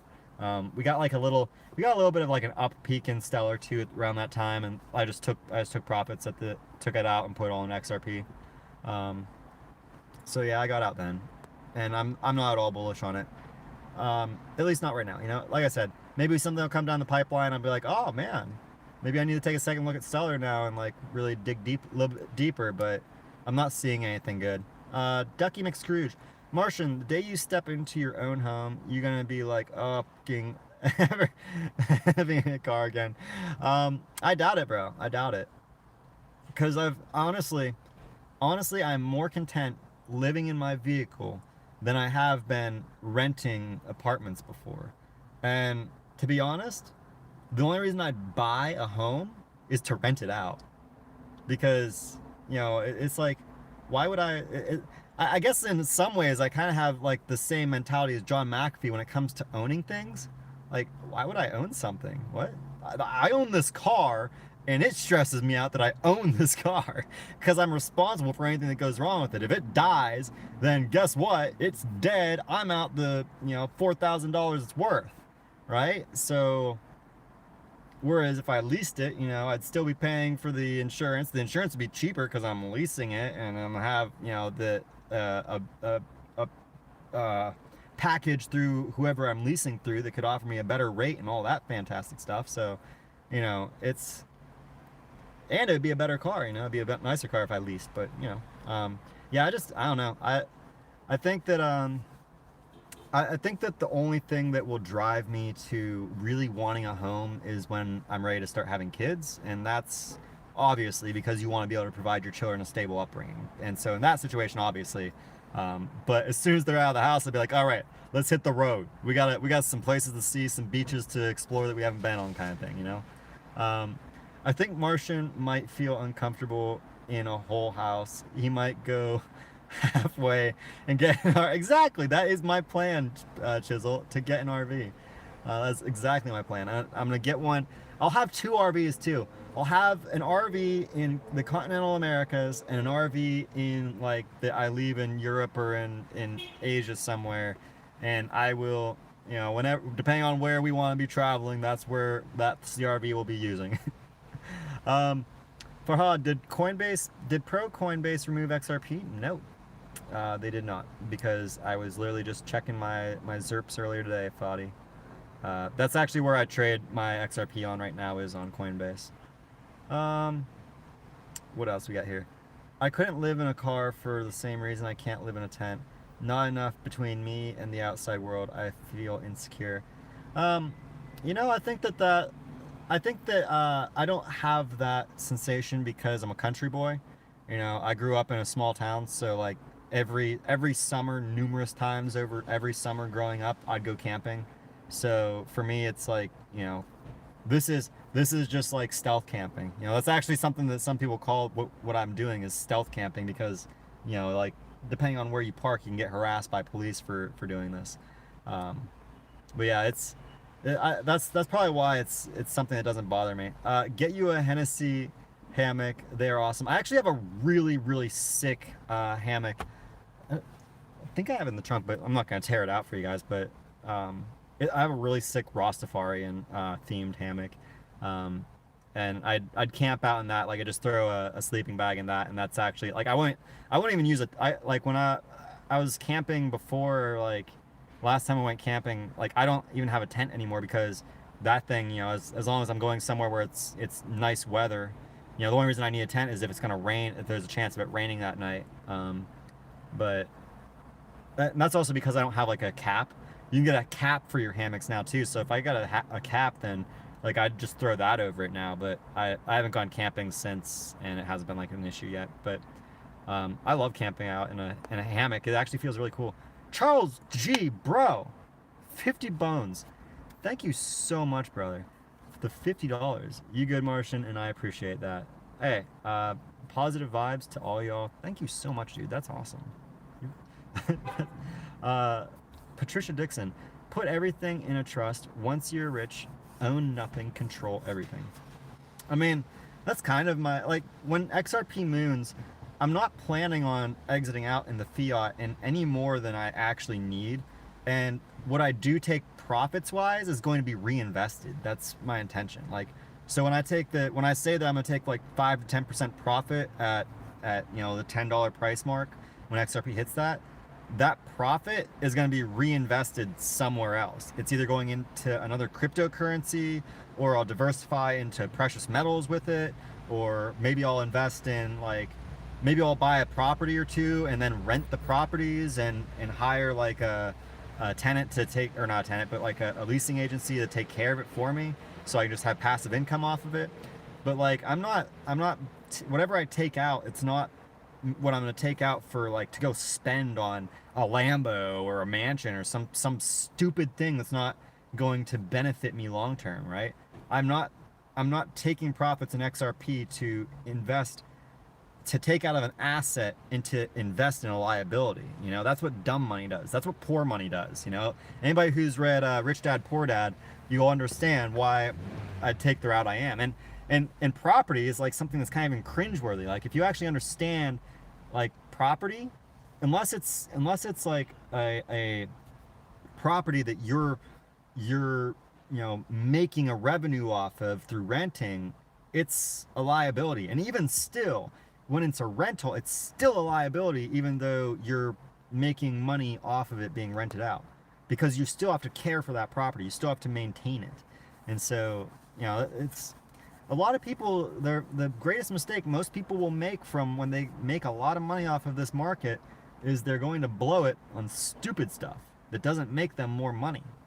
Smart money, you know, if you want to make truly life-changing wealth, what you're going to do is you're going to take your profits and you're going to put them into other assets and diversify, so that your wealth grows stably and that you create passive income streams. You know, and when I say passive income streams, I mean real passive income streams, not this garbage where this get rich quick passive crap that you see like all the scammers promoting. No, passive income, you know, it comes from the old adage, it takes money to make money. Yeah, you're not going to get passive income unless you got money to begin with. So when you get money, direct it towards actual passive income streams, such as, you know, property that you're renting out, such as like stocks with strong dividends that are undervalued when you're buying them, right? Those kind of things. Let's see, Mark, forget credit, but honestly, look out for that in the same boat, ATM. Yeah, credit's my biggest hang up right now, because I was a dumb 20-year-old. I dated a few gold diggers before I had gold, and I dug myself into debt being with them, and so unfortunately my credit score is screwed. That, and because last year I went into this like cycle of digging into crypto and doing the van life, or the vehicle life kind of thing, where I was like stacking everything into crypto. I was able to put off my student loans due to technically not making enough money to have to pay, because I was below the threshold that I had to pay on them because of the cost of the loan. And so I put them off, but now they're deferred and my credit has, or defaulted on, and so my credit took a huge friggin' hit because of that. So I can't take a loan right now. That's why I'm excited for whenever negative interest rates hit, because then I can take a loan. Until then, I can't take a loan for crypto, although I want to. Let's see, Jeff Hardy. When was clear that Blu-rays was going to win over HD DVD, who continued to buy HD DVD? XRP the standard. That's a great analogy, Jeff. That's a fantastic analogy, actually. I love that. That's good. Yeah, and that's right too. You know, it's like when you look at like Bitcoin versus XRP. You know, it's like HD DVD was like, is this great thing. It was this great way to store lots of data, and you could have like high quality or high definition video on it. But then you go to Blu-ray, and just like, it's so much faster. It's so much more that you can compact so much more into it, and you can even have higher quality out of it. And it's like, why would you continue to use inferior technology when the superior one's out, right? Especially once it's affordable. XRP is not on my Coinbase, not right now. Y'all messing with me. I mean, if they removed it from Coinbase, then I'm gonna be like sending a letter, be like, excuse me? That's weird. You're on Coinbase Pro and you're not seeing it. That's strange. I mean, whatever. I'm not worried. I'll recover it if so. Thankfully, I have very little of my XRP on there, so that would just be very upsetting if they actually did remove it for whatever reason. Let's see, Richie Rich. Can't wait to see you on Mars soon enough, brother. It's coming. The pump has started. I don't know, has it? I mean, are we still... Is the pump mean we're at 31 cents?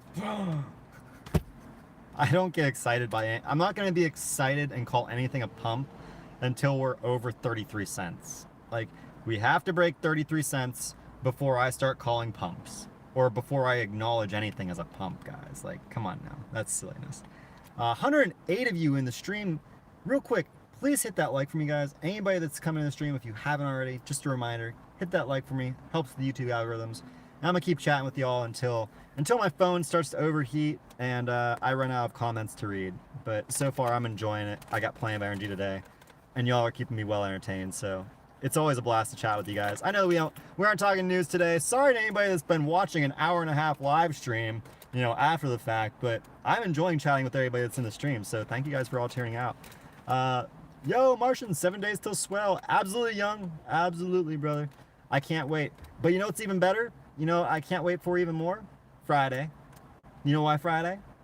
Because Friday is the first. And it's the first day of the rest of our lives after MoneyGram comes out saying, hey, we turned a profit for the first time in like 5 years or something like that. And it's all thanks to a single corridor between Mexico and the Philippines. Yeah, that's how much money we're saving. But, you know, we're going to talk at Swell this year and talk about the fact that we have strong-armed Ripple into giving us liquidity access in all these extra corridors that, you know, that they're crying that there's not regulatory clarity. But you know what? We have our licenses in all these areas, and they don't need that clarity because we're there. So, you know, we're just going to go live there, and we'll take responsibility and get ready for the swell, right? Play Chisel. Ripple CEO Brad Garlinghouse is confirming months of speculation that MoneyGram is directly responsible for an increase of XRP volume in Mexico. I mean, was it really speculation? Was that really speculation? Who thought that Mexicans were suddenly becoming obsessed with XRP? Anybody? Did anybody actually think that? Come on now. That's awesome though. That's awesome that he confirmed it. That's great. XRP is freedom. XRP is love. XRP is life. Tom, people are saying XRP off Coinbase Pro. So can you check it, Tom? Can you check the Coinbase Pro, see if they removed it? Because I'm going to be writing a nasty letter to them that they owe me like $300 or something like that. Play, yeah, same here. I'm going to set a small amount aside since I still need fiat to fly out of Japan for the GF. Buy more XRP at a dip and maybe buy a nice computer, but not selling until at least 10. Yeah, Play, I mean, I feel it. I just bought my ticket to Malaysia for my girl, so finally gonna go be in an area where I can actually like be like, oh yeah, I'm happy because I got an apartment for dirt cheap. It's cheaper than, I'm not gonna lie, I don't know why I didn't look into moving overseas to save money. Oh, I know why, because I didn't have the YouTube channel.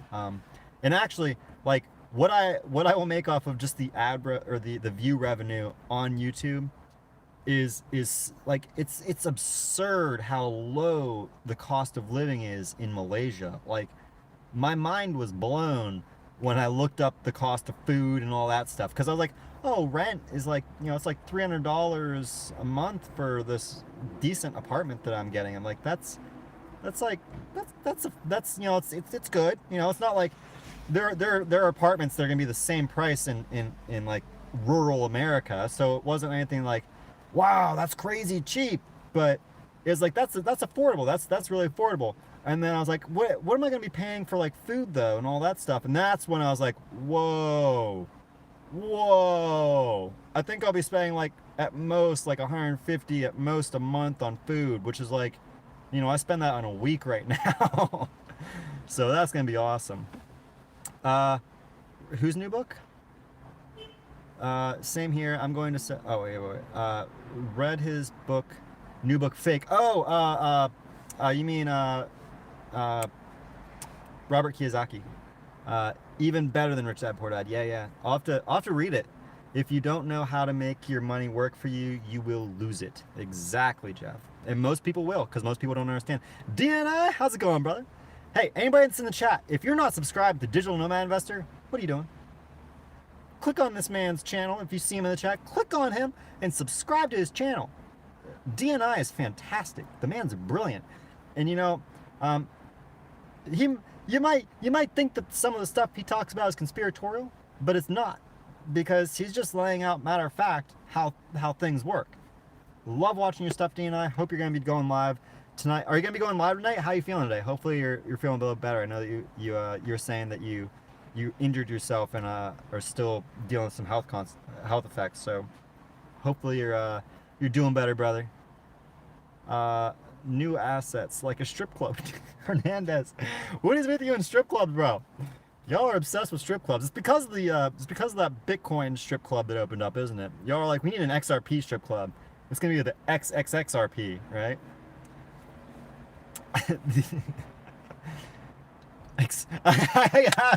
Extremely real Putang. That's what we're gonna call the name of our strip club. XRP, extremely real Putang. There you go. Only maybe a little more vulgar even, right? I heard passive income can't be taxed. Cellmate, I don't know that that's true. I'm almost certain that that's not true, but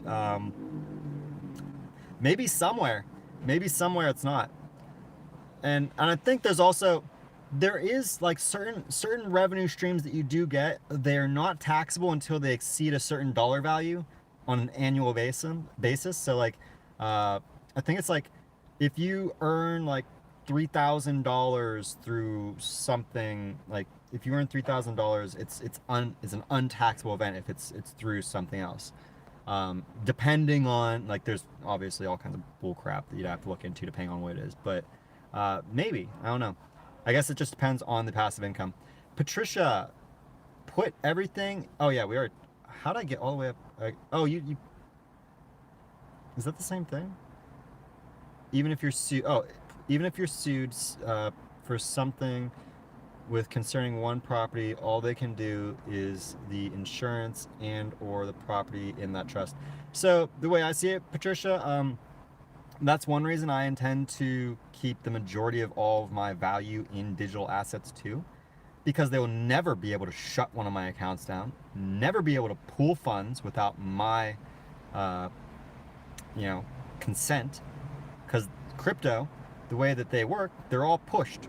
You can't get funds out of my account unless you somehow manage to log into my account and push the funds out. and then I'm gonna sue you. T-Town, I think we all hate gold diggers, brother. I think even women, even non-gold digging women hate gold digging women and men. You know, I'm sure that there's gold digger men. Actually, I know that there is gold digger men because I've met one, and it was like a it was a mind fuck. It was this like this super like jock kind of guy too, like somebody that you'd think is like that. Oh, this guy's probably successful. You know, he seems like he's got his together. But no, he was what he called a trophy husband. His words, I shit you not, they exist. Never spend more than 40 on a date until it's serious. Jeff Hardy, I feel like that's also dependent on the location too. You know. Okay, so it's listed on Coinbase, but it's saying it's 0. That's weird. Oh.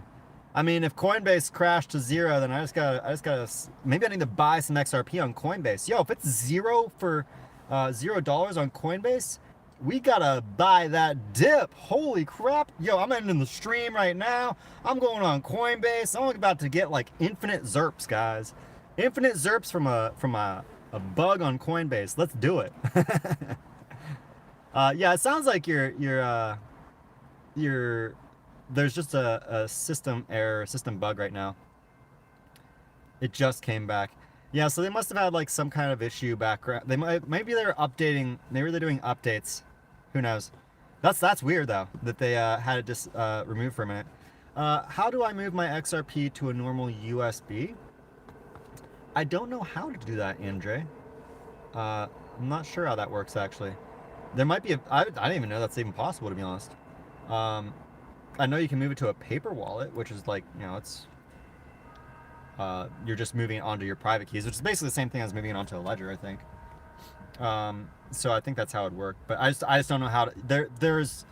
There's certainly a way to create, like, you'd have to understand how to create a wallet, and so you'd have to like understand the coding behind that, and then put that onto the USB, like put that algorithm or that encryption key or whatever it is onto the USB, and then move it over, and it would just work just like a ledger, I'd assume. I don't know though. I don't know. I'm just guessing. And that was a very vague guess too. That's not, you know, I didn't provide you any real insight to how to do it, you know. Small Town XRP. Did you already talk about the recent tweet stream about XRP and XLM? No, not seen a stream regarding that, Small Town. That's weird. It was gone for at least half hour that I was watching. That is bizarre. Yeah, hopefully DNI, you're feeling better, brother. I just realized that I'm way up in the stream, so I don't know if you even saw me ask. I need to catch up here. What do you think about Farman Hussein's comment about CKJ and other being scammers? Steamworks, they're yeah. Let's just say that there are a few people, at least one person in the XRP community, who I do not watch because of less than honorable behaviors on their behalf, less than honest behavior on their behalf. And the individual who's in my mind is somebody who I actually deeply enjoyed his content before the event unfolded. But it seems that despite this, that his channel is doing perfectly fine, and that most of the community seems to have forgiven him. And it's not that I'm holding a grudge against him. It's just that I, on a moral level, cannot support somebody who I still feel genuinely meant, meant to benefit off of something that they did, right?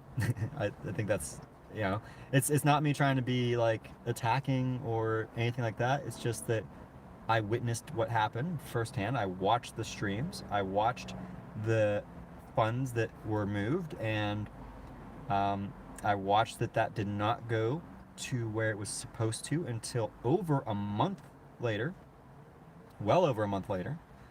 And yeah, that was very not cool.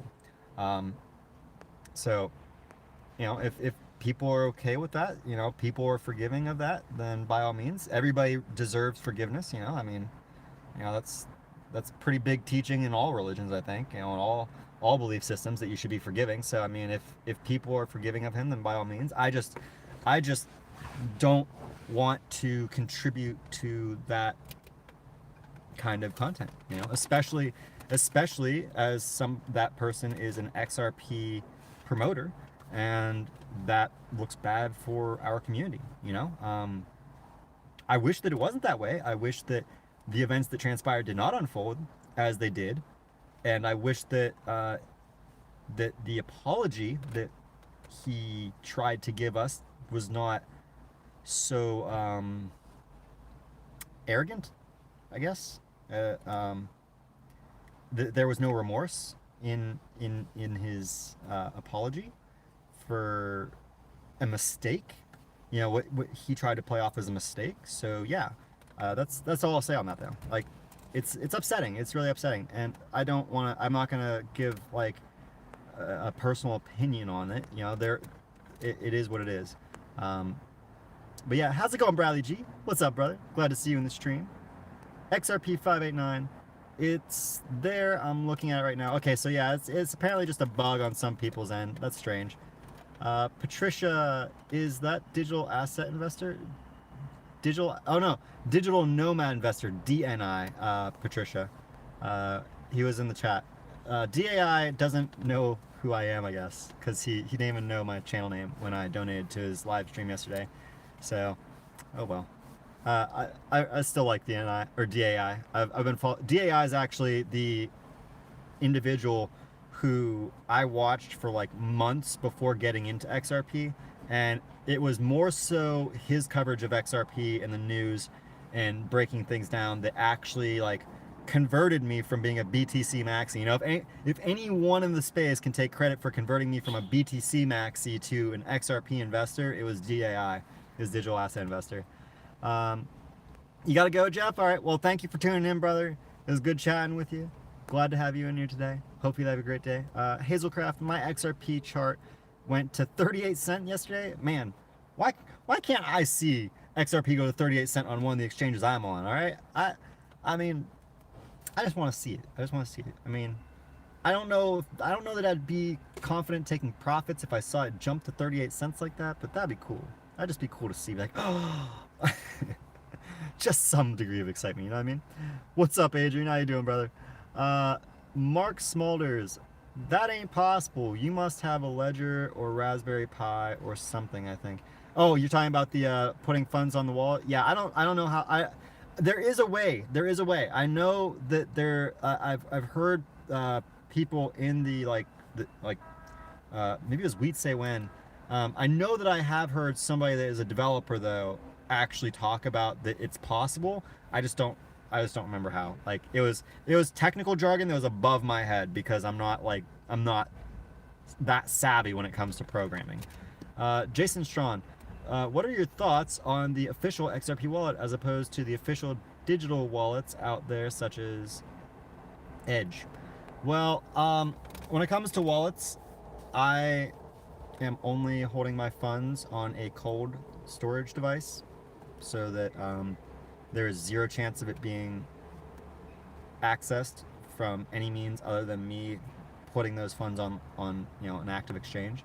So that's because I'm paranoid and because I'm also a publicly facing figure, So I'm not at all doubtful that there are individuals out there who could figure out all my account information, that they could crack into my accounts somehow and compromise even my emails and all those things and track down everything from mine.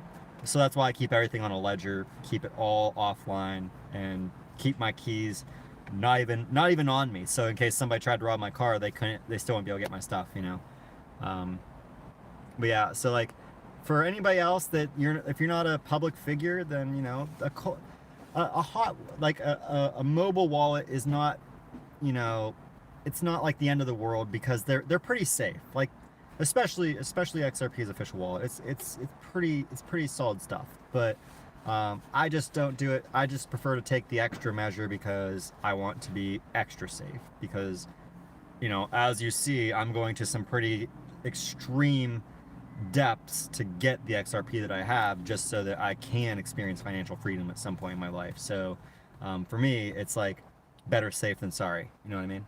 Especially since I'm here for the long haul. But I just can't get behind that. Wait. I need to look this up. Event? Oh, play. You're talking about a certain individual in the community, I think. Yeah. Cellmate, when you guys were... Any stories, Cellmate?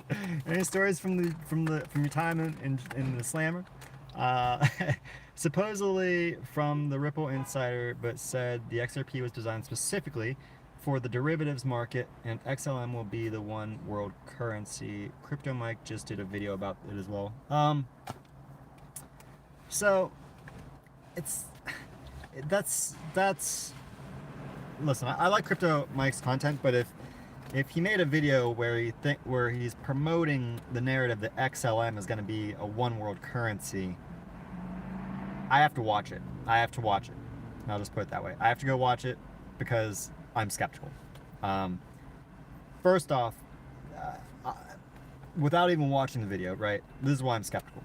Because the world, the United States, China, India, Russia, you know, 4 countries that are pretty big economies, that really don't, that all consider each other competitors, are not going to unilaterally agree to use this one currency in all their borders. They're going to want to maintain autonomy, and that means that they're going to develop their own central bank digital currencies, just like China's doing right now.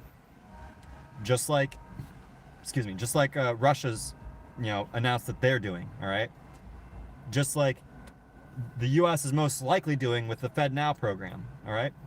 They're not going to use one of these other currencies, one of these digital assets, as their native currency. They're going to create their own, and that's going to be plugged into another, you know, whether that's into XRP or some asset that has a similar architecture where it's a decentralized exchange that all these global central bank digital currencies all plug into, right? Whether that's XRP or another one, who knows? But I don't see that happening with XLM. I don't see a one world currency being a thing outside of, like, you know, a 50-year roadmap or maybe even longer, where we see these CBDCs, you know, backed by a central currency, and then those CBDCs slowly over time hyperinflating into oblivion, and then everybody, as their currency hyperinflates into oblivion, they adopt the underlying asset, which, you know, we'll assume is XRP, right? They adopt it as their national currency one at a time as their CBDCs fail, because, you know, when you have control over the supply, you're going to become corrupt by your power. Your power is going to corrupt you, and that's going to lead to you manipulating your supply. And as you manipulate your supply, you're going to devalue it, because that's the only way that you can, that's the way all fiats go, whether it's a central bank digital currency or a paper fiat currency. They're all fiats. Doesn't matter if they're you know, a digital or not, it's a fiat, and so it will hyperinflate eventually. It just might take 50 years. So I don't see that happening with XLM. I don't see that it becoming that currency, because it has not positioned itself to be the bridge. It has not positioned itself to be the bridge that people will adopt in place of their currency failing, their national currency failing, right? Young Jizzle, no streams from Brad Kimes lately. I feel weird, like a part of my life is missing. I feel it, Young. Yeah, he's busy though with doing this Cryptonaires recording, and you know, he's out there with, you know, it is kind of weird though that, like, so many of the community members are, like, wrapped up with this conference and all these other things that are going on, so that we haven't gotten a lot of content from them. I didn't even Moon Lambo didn't have a video out this morning, which kind of surprised me. because he usually has like 3 or 4 out every day. So it's like, it's a slow day, I guess. You know, I guess everybody's feeling a little bit of a drag today. It's a slow news cycle right now, to be honest. Mark, what are you saying? He is not willing to sleep in his car for it, but rather lend the XRP money. He's not. What? Who is that a response to? No, I don't know who you're talking to, Mark. Or I didn't understand it. Yeah, check out Crypto Mike's new vid about Ripple Insider talking about XLM and New World Order currency and XLM will be digital gold and take over all derivatives. Yeah, I'm gonna have to look into it. I'll have to look into it, Brad, but I'm really skeptical. Almost zero chance some are gassing the recovery code. I don't know. Recovery code for what? Can you say more about how those off ledgers work? I don't have any clue, James. I don't have any clue. You'd have to Google that. You'd have to Google it or look it up. I don't even remember who it was on Twitter that I was seeing about that. Just go buy a ledger, dude. It's $50. I have a link in the description below. You can go buy one. It's $50, you know, and you don't have to sit there and go through the headache of coding your own. If you don't know how to do it, I promise you don't know how to do the coding. Do it yourself. So just go buy one, as opposed to like, you know, trying to copy paste somebody else's code to go make a ledger that might just be compromised, where it's a code that you're going to put in and it's going to deposit into their ledger, right? So just go buy a ledger. Hazel, yeah, I'm skeptical too, but still hold some, like 100 or a few bucks. You never know. Yeah, I mean, if I see actual positive news come out about XLM, I might start buying in, but I just don't. Jarn, everybody's saying this about it being off Coinbase. I have no idea. I haven't heard anything about it, or I haven't seen it myself. But there's a few people talking about it. I didn't hear any news about it. They just took the volume away. Lol, rip XRP. Yeah, Coinbase is the only exchange that matters in this world, because Coinbase, right? Because it's the easiest. It's the easiest exchange to use, so it's the only one that matters. Even though I think Binance actually has better fees. I need to actually go make a Binance US account. The only reason I'm using Coinbase right now is because I was too lazy to go make a Binance US account so far. as pathetic as that is. I don't think the volume is actually gone. Yeah, I think it's probably just them doing updates in the background. Charlie Lee in Cryptonaires, thoughts? That'd be pretty cool, actually. Like the actual Charlie Lee. I'd like to see him talk his way out of Litecoin not being the greatest shitcoin of all time, not being essentially BitConnect 2.0. You know, after he cashed out at all-time highs and you know, it never recovered. Cloud solution run any app in a browser. Hey, hello from France. My bank use XRP to send money in real time, and may need to pay 80 euro for that. The plan is in place, bro. Bon suri. Interesting. Yeah, I actually have heard that France is moving faster than anybody to onboard XRP. Like it's I saw somewhere there's a few thousand or so retailers that are now accepting XRP there now too. So like France is like ahead of the ball as far as Western nations regarding XRP. Actually, I think France might be further ahead than like anywhere other than maybe like Japan, you know, because Japan, like MoneyTap is like the only app I can think of that you can pay for goods with XRP outside of like Nexo Card or what's the there's another card, I can't think of it.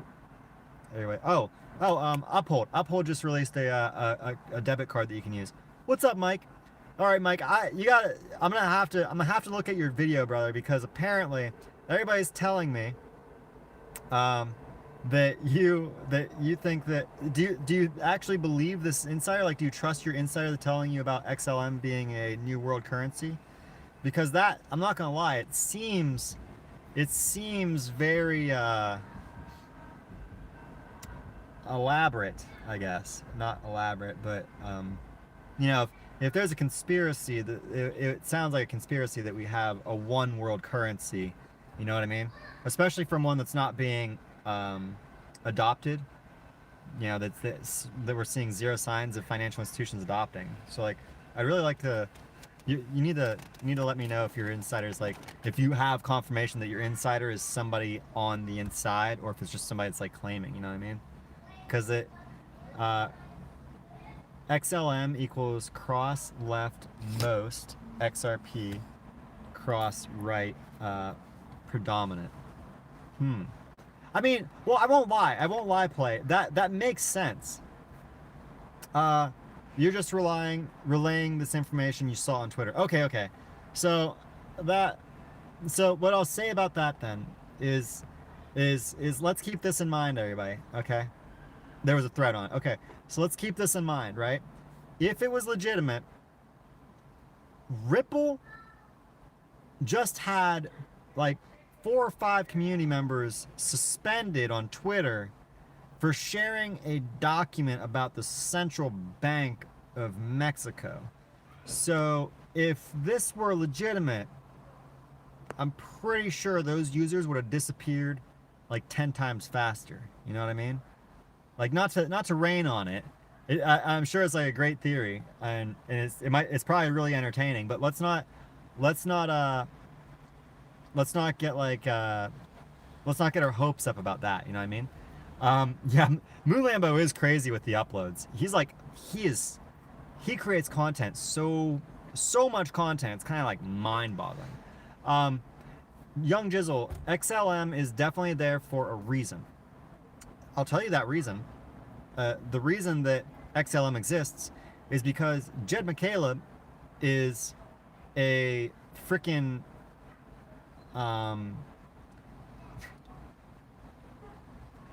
Jed McCaleb. So anybody that doesn't know the story behind why Jed McCaleb is not with XRP or Ripple Labs anymore, Jed tried to put his girlfriend on the board of directors. In other words, he was trying to gain political power within the company by implanting somebody who he has a deep personal relationship with on the board, so he could create a greater influence within the board. Ripple shut him down for this, for obvious reasons, and he was asked to step down. After Jed stepped down, he went and started XLM and went right to IBM saying, hey, I got a better alternative, because this is, you know, they're trying to make a deflationary currency, and that's not going to work because we need to have growth, and so we all have inflationary. And so he tried to pitch a text to IBM. I promise you that's exactly how it played out. XLM exists because a crybaby wanted to usurp the project that he got kicked off of, that he was one of the founders of, because he wanted more power. And thankfully, you know, there's enough integrity within Ripple Labs that they didn't allow this person to gain, you know, to game the system, because they want to be taken seriously as an actual company, not some, you know, some other dude. Jeb doesn't just sound like a douche, he acts like a douche. Look at what he's done. He is intentionally okay. So here's another thing: if anybody's manipulating the price of XRP, it's Jed, because Jed has like 5 billion XRP himself, because he's one of the original founders. And every time he gets a hold of his XRP, he dumps it. So I would not doubt that this man has hodled whenever the market's low so that he can dump when it goes up to make it look bad. I wouldn't doubt that whenever the market goes up, that he sells his XRP and puts it right into XLM, so that XLM pumps a little bit more and it looks better. Yeah, right? Thank God for this gentleman for trying to make XRP look bad and keep its price down so that we can load up while he's trying to promote his scam coin. You know what I mean? Maybe not. I hold both just in case. Yeah, I mean, I get it, Crypto Mike. I held both for a while too, until I saw IBM had cut their ties with them. You know what I mean? When IBM cut their ties with like the last developers on the XLM ledger, or on the XLM from the Stellar Foundation, that's when I was like, okay, I'm done. Yo-Yo also said XLM was going to be used. Yeah, that's true, Bradley. But what you need to keep in mind is that Yo-Yo disappeared in 2018 before we saw, IBM cutting XLM out of the equation, and before a lot of the actual stories came out about who, why Jed was not a Ripple employee anymore, before that actually started circulating, which is another reason why, like, we gotta be, you guys gotta be really careful. We gotta be really careful, trusting anything that comes from anonymous Twitter users, okay? I could go make an anonymous Twitter account, make up a really nice, I could take some nice bank forms, take some nice patents, and then, take those up, put them in WordPad, put XRP all through it, start sharing it on Twitter, saying that I'm a Ripple insider, and guess what? I can be the new Ripple insider, and everybody's gonna know my name. And I'll cover the content on my channel first. I'll be the first to cover this insider. All right, and I'll get so many views, and everybody will be like, oh man, and we'll get a hype train going, and we'll see the moon, because that's what these people do, so that they can get a pump, so that they can dump. It's pump and dump, man. Like, you have to keep in mind that that's most of these insiders at the end of the day. They're pump and dumpers. They're people who try to orchestrate emotional manipulation of investors so that they invest bigger, so they can get the market to pump, so that those individuals can dump on the artificially inflated value that they know is going to fall out once the prediction fails to come to fruition. Because that's, like I was saying in one of my streams a while back, it's actually really easy to manipulate people if you know how, right? So, like, that's why we gotta be really careful. That's actually one reason why I stopped hiding my face too, because I didn't want anybody to think that I was like trying to be one of those individuals. That's why I became like my face is public, because I can't sit here and lie to you and then come out, I can't just walk away from it, because it will be associated with my face forever and me forever, you know what I mean? So I think that what CKJ's report does, he always mentioned the XRP. Well, so keep this in mind, random. I don't think that the Riddler or Bearable Guy or even Yo-Yo, well, I don't think the Bearable Guy or Yo-Yo are a YouTuber, and I do not think that CKJ is the Riddler. And that's all I'll say on that. But I will say that I don't think that those individuals are knowingly promoting a fake insider, right? I think that the people who promote those individuals genuinely believe it, right? And I say that because for a while I genuinely believed Bearable Guy was real myself, like, because some of like the partnerships, it wasn't anything to do with the price predictions. It was all about the partnerships that he was calling. And so, like, I was trying to, like, figure out a lot of the time whether or not what we were getting from a prediction from Bearable Guy was already public knowledge or not before he would make one of these predictions. And then in January this year, actually, I started losing faith in Bearable Guy because he made a few predictions that just didn't come to pass, like Amazon, right? At the end in December, he started promoting riddles that were leading everybody to believe that Amazon was going to be partnered with, that was going to be announced as a Ripple partner, and it never came to pass.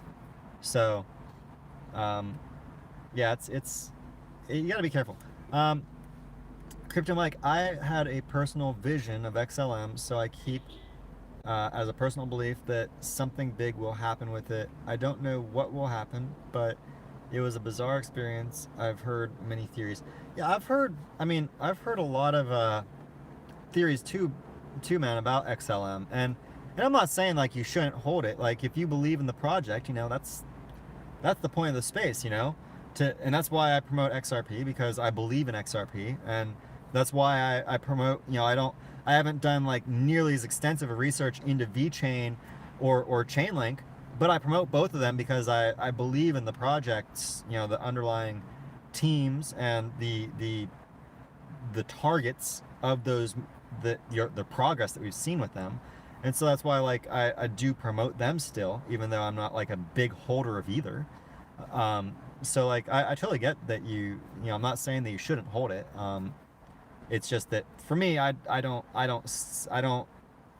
I'm personally not willing to. Well, let's put it this way: I see genuine promise in Chainlink and VeChain, but I don't hold any yet because I'm so optimistic on the developments, the real fundamentals, not even speculative, not rumors, not bears and riddlers and all this stuff and insiders, legitimate development that we've seen with XRP. And so I could care less about the insider stuff, and that's why I don't cover it in my channel, because for me it's like we don't need that stuff to make clear to people. You know, it's fun, and that's why I love that you cover it. Like, and I support you covering it because it's fun. You know, that's actually like one of the reasons that's something I really enjoyed about CKJ's streams. I loved that he was willing to go and cover these things because, you know, it's fun. It's really fun to get into this. Conspiracies are fun to entertain, right? That's why so many people like get into conspiracies, because they're entertaining and they excite you. Whether there's truth or whether they're true or not, you know, it's to be determined. But I don't like to invest in the unknown. I'd prefer to promote the known, right? I like to, you know, that I love to speculate on things that like on correlations. Like I like to read between the lines a lot, between the things that we're seeing go on with Ripple partners or discussions that we're seeing between the IMF and Ripple and things like that. Like I love to go into those kind of conspiracies where like I'm trying to figure out what's going on behind closed doors that we're not privy to. But when it comes to things that aren't, you know, announced, that aren't like partnerships that aren't even announced, or price projections, or things like with XLM, I just don't like to touch on those things, you know. And it's not because I don't think that there's the potential that you're right. It's that I'd rather just create content that I know it with like 95% degree of accuracy is true, you know.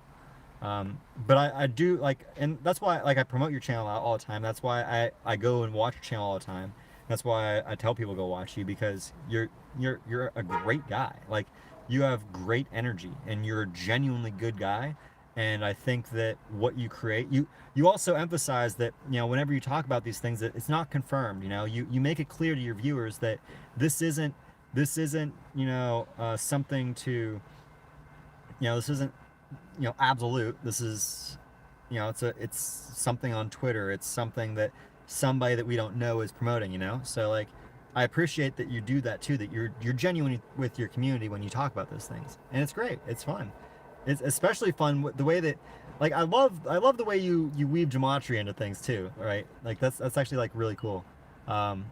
Like I know I've ragged on you a few times, at least with gematria, because I'm like, well, you know, if you look up Jade Martian in gematria, I'm the Antichrist. Like,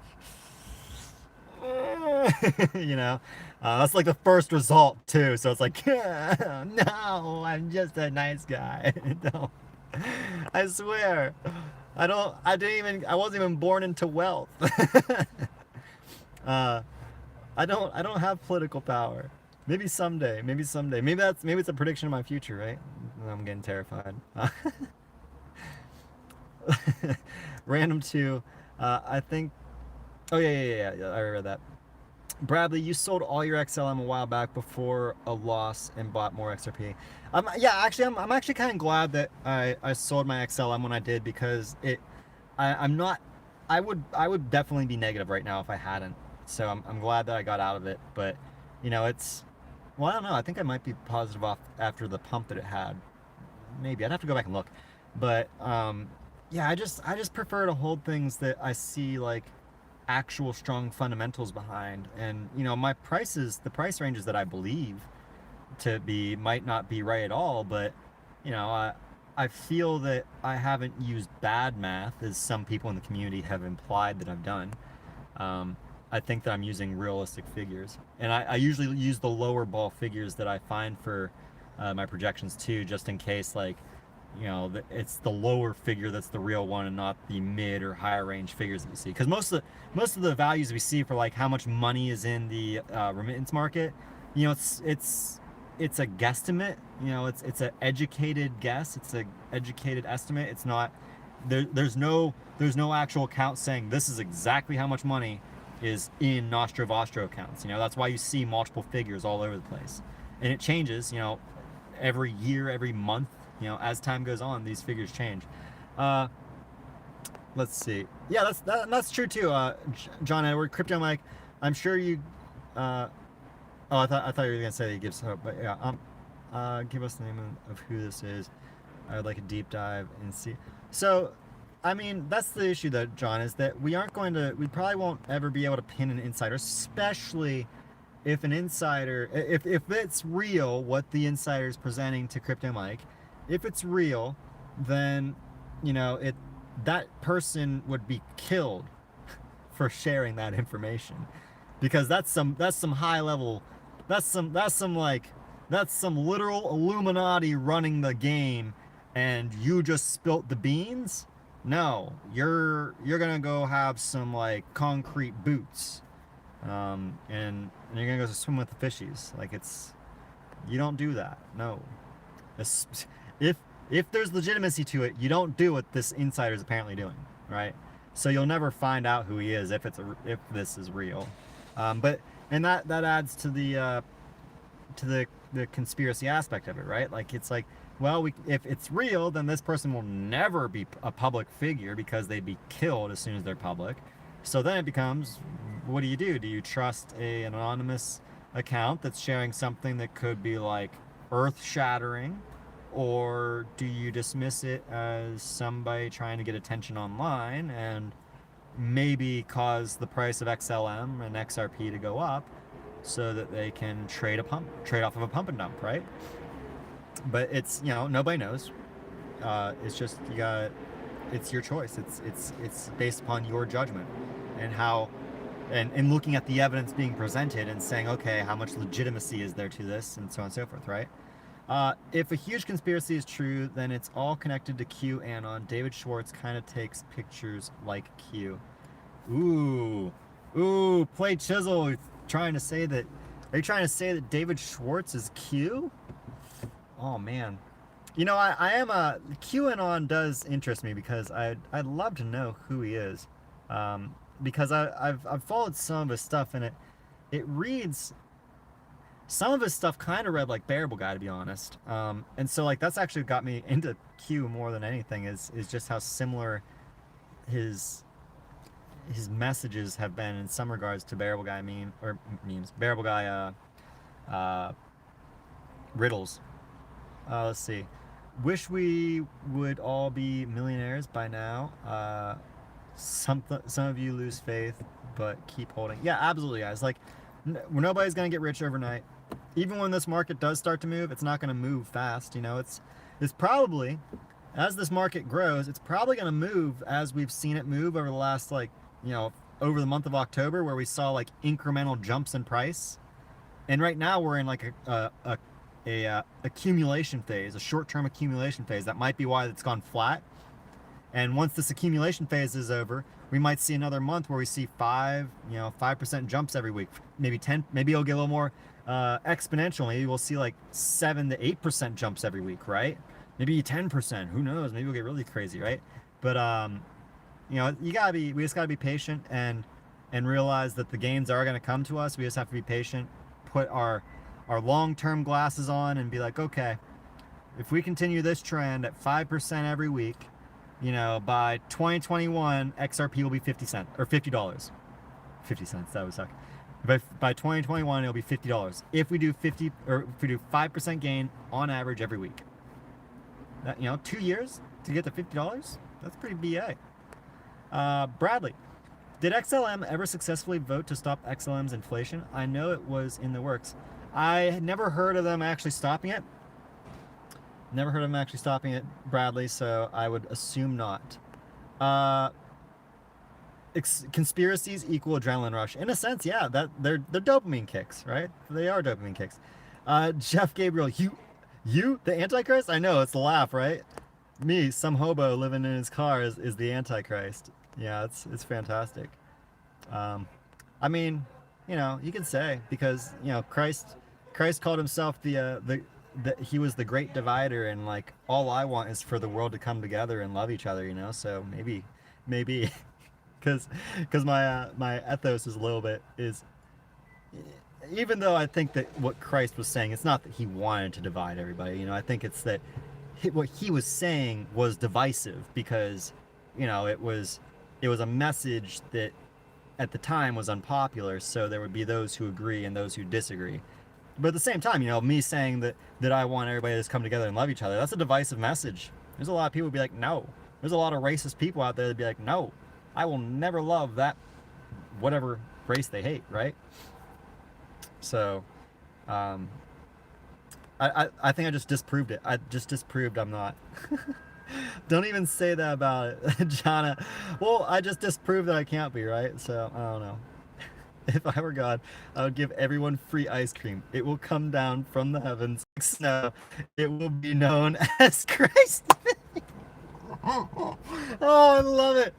I wish you were God, Play, because I feel like everything... Christ cream day. I bet it would be so gross. It would be, like, when you actually think about it, like you say, wait, ew. Like, that would be so gross. Except for, like, like when you're a kid and you like stuck your tongue out to catch snowflakes or, raindrops if you don't have snow where you're from. Like, that would be even better, because it'd be like, yeah, rocky road, yum. Like, that would be so cool.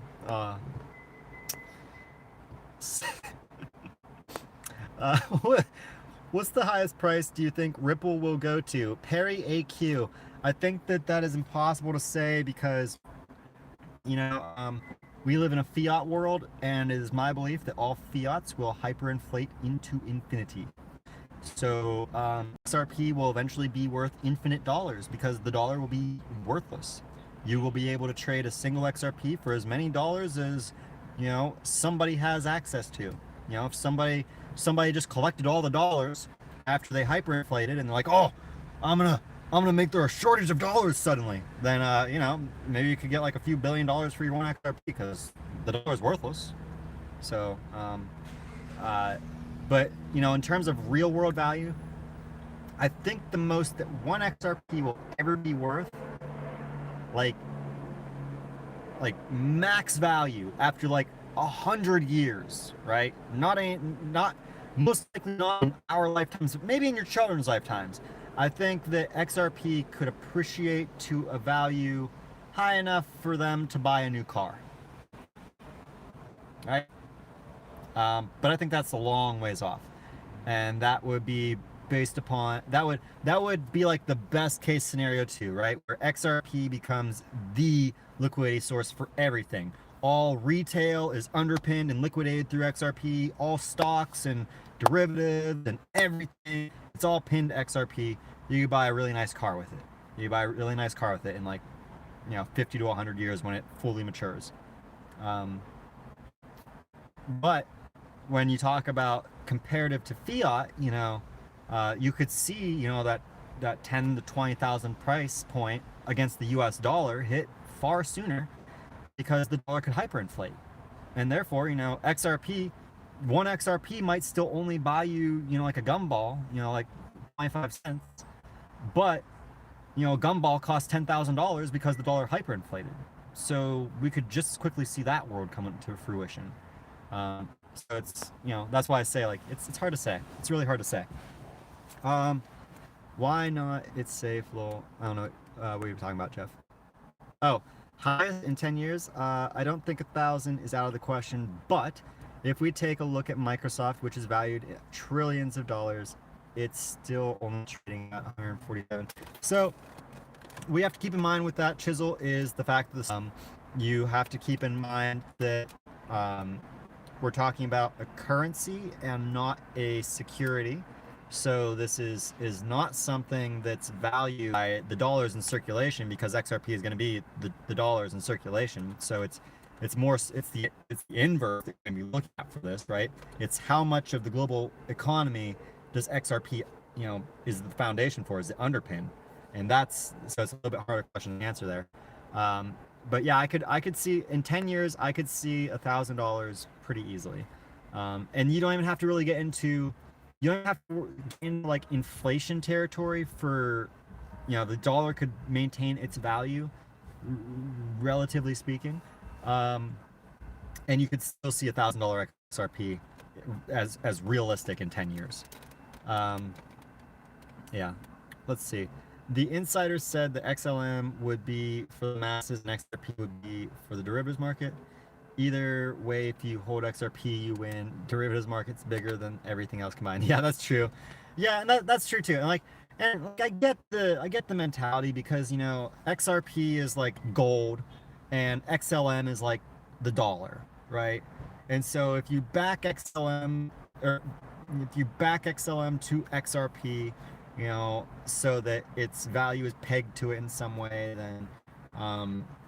then maybe, because you have this inflationary currency supply that you give to the masses, and XRP is where long-term liquidity is stored. If in a perfect world, not really my idea of a perfect world, because this is all stuff that can be tracked, and you can be what everybody around the world is doing through just observing one network, or these two combined networks. In a perfect world, yeah, that unfolds, but I don't see it happening. What I will say about that, though, I will put it this way: I think that XLM could be the blueprint for CBDCs. It might be. So in that regard, maybe XLM is the one world currency, because it's the currency that all central bank digital currencies will be based upon. It has no fixed supply. They can create more as they need, and then that will be backed by XRP. So in that regard, kind of, because if you think about it, the stable coins that would be issued on the XRP ledger would be, consensus-based stable coins like XLM, because XLM, in theory, is a stable coin, because they can change the supply of it. So absolutely, it's a stable coin that we don't identify as a stable coin, because they aren't actively printing more right now. But I need to get through here. How am I? Oh wow, I feel so far behind. I rambled too much earlier. Army, Northern Virginia. Hey man, just wanted to say thanks for informing us on XRP. I have went and invested in 135 XRP for now. See how it works. What do you recommend? Recommend as far as like holdings? P Hensby. My recommendation is with 100. That's not $50. So you probably just keep that on exchange. I don't know what you're asking for recommendation wise. Sorry, buddy, but I think that that you should only invest what you are willing to lose. And if 135 XRP is, or what would that be, like $30-40 or whatever it is, if that's what you're willing to lose, then good on you for taking the dive into the space. And continue to do your own research. Don't just trust me or any one YouTuber or any one person in crypto or in Twitter. Make sure that you're doing your own research, digging in deep, and doing everything you can to understand this ecosystem, because it's very complex. And I don't think that anybody should be investing in anything, much like, do everything in your power to understand this ecosystem. And I think I think if anybody, comes to understand that any investment more, they become more comfortable with taking greater risk for the potential of greater reward. Or if they find that what they're investing in doesn't make sense, then they're willing to scale back. They decide to scale back. You know? So stick to being pragmatic. Do not allow your emotions to guide you in this market. That's the best advice I can offer to you, brother. Damn, new cars will be expensive in 100 years. Like what a house costs now. Yeah, that's probably right. No, I'm here to warn you, especially if hyperinflation continues. Hold on. Oh, he just turned it off. I was gonna turn that up. To find humor in Christ's name being used in vain is a antichrist spirit, so gematria would be correct. Dang, that's harsh, Cersei. Either that or, you know, to take... How did I take humor in using his name in vain? I used Antichrist's name in vain, which isn't even a name, it's a title. But I guess if you want to label me such, go for it. I've been called worse. Well, I don't know if there's worse than that. You know, it's kind of like the bottom of the barrel, not gonna lie. But you know, gematria said it, so it must be true, because everything in gematria is true, right? How's it going, Connie? What's up? How you doing today? Glad to see you in the chat. And yeah, I appreciate you shouting out, letting everybody know. They should hit that like. There's 77 of you in the chat. 78. I have 108 likes. So is there anybody in the stream that wasn't in here last time?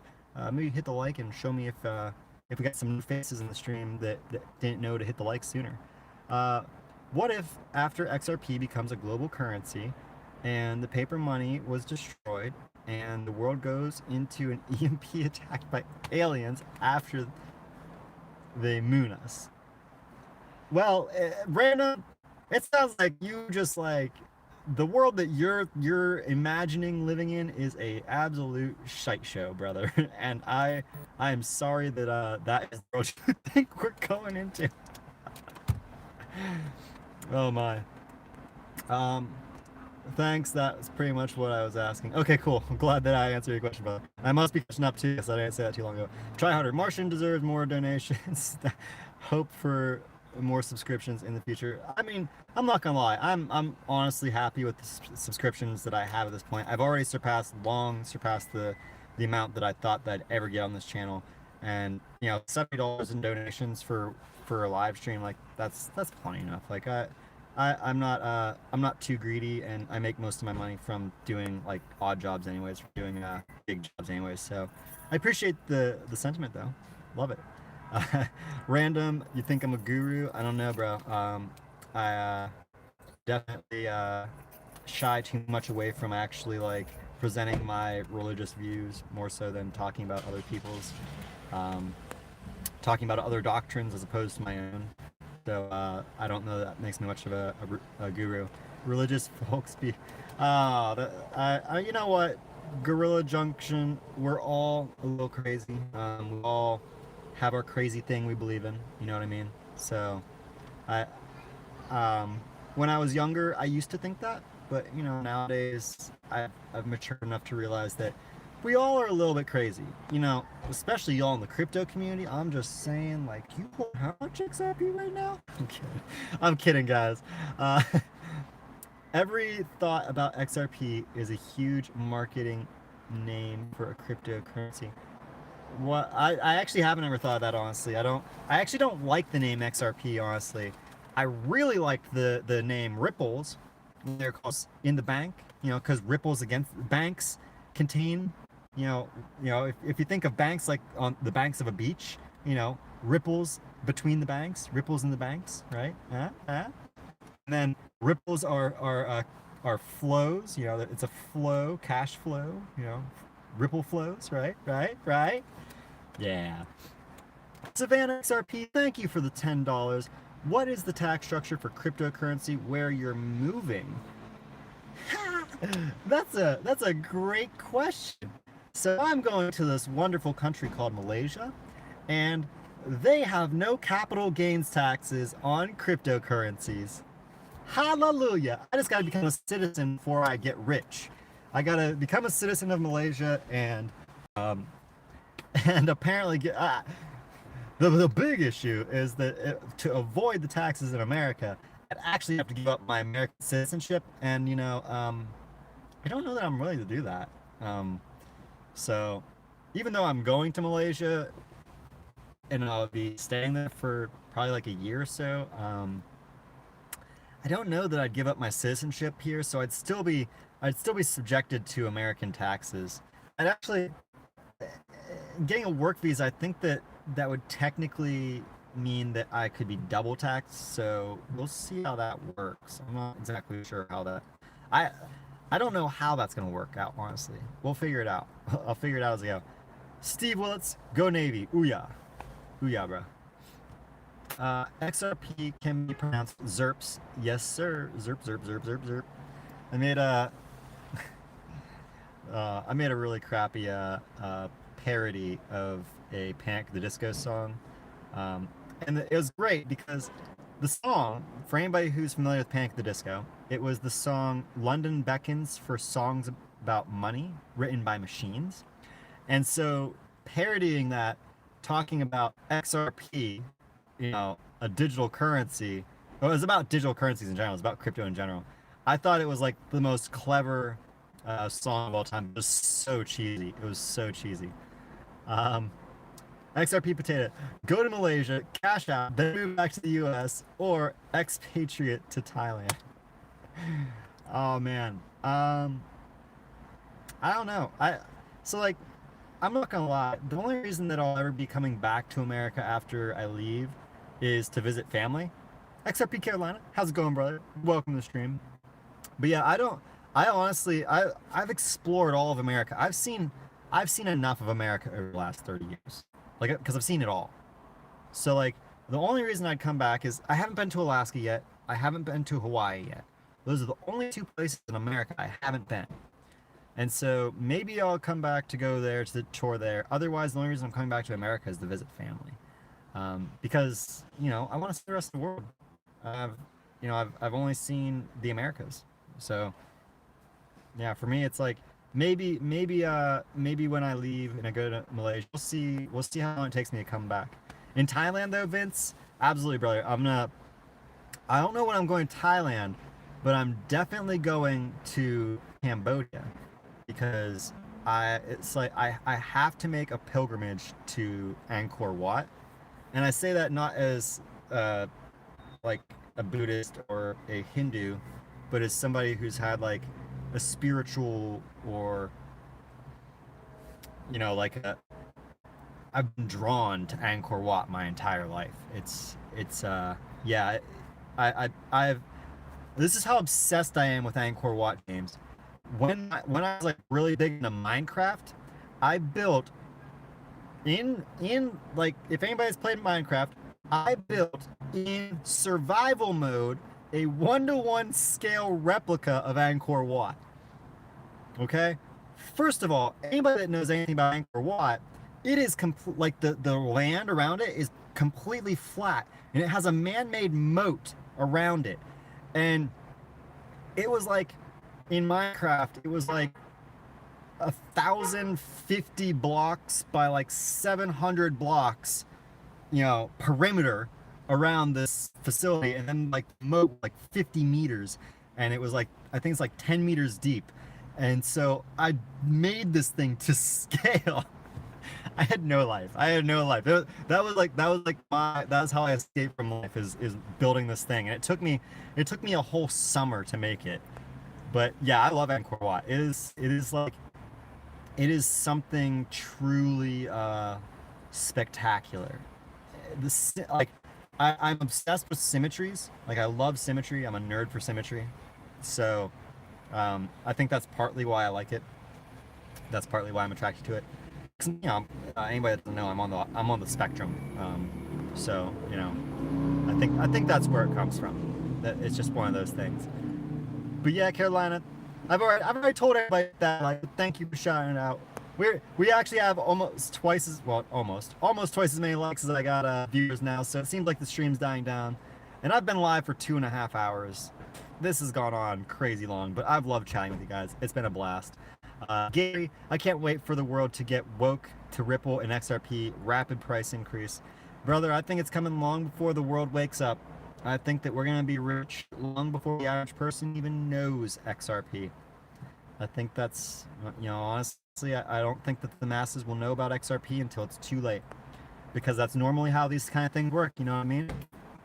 But at any rate, guys, I'm going to call the stream adieu. Thank you all so much for tuning in. It's been a blast chatting. I can't wait to see you guys in the next one. It was a great stream, Richie. I really appreciated chatting with everybody. It was great. You guys made me laugh multiple times. And thank you guys so much for the donations. To everybody who has regularly contributed, I would also like to say that because YouTube takes 30% of all my donations, I do have a Patreon link in the description below. I would much prefer those of you who do donate to me, who regularly donate to even just do one-time donations through Patreon as opposed to super chatting. I am very bad about shouting out my Patreons, so I need to get better about that. Especially just like shouting them out regularly, just to like, there's people who are reoccurring donators too.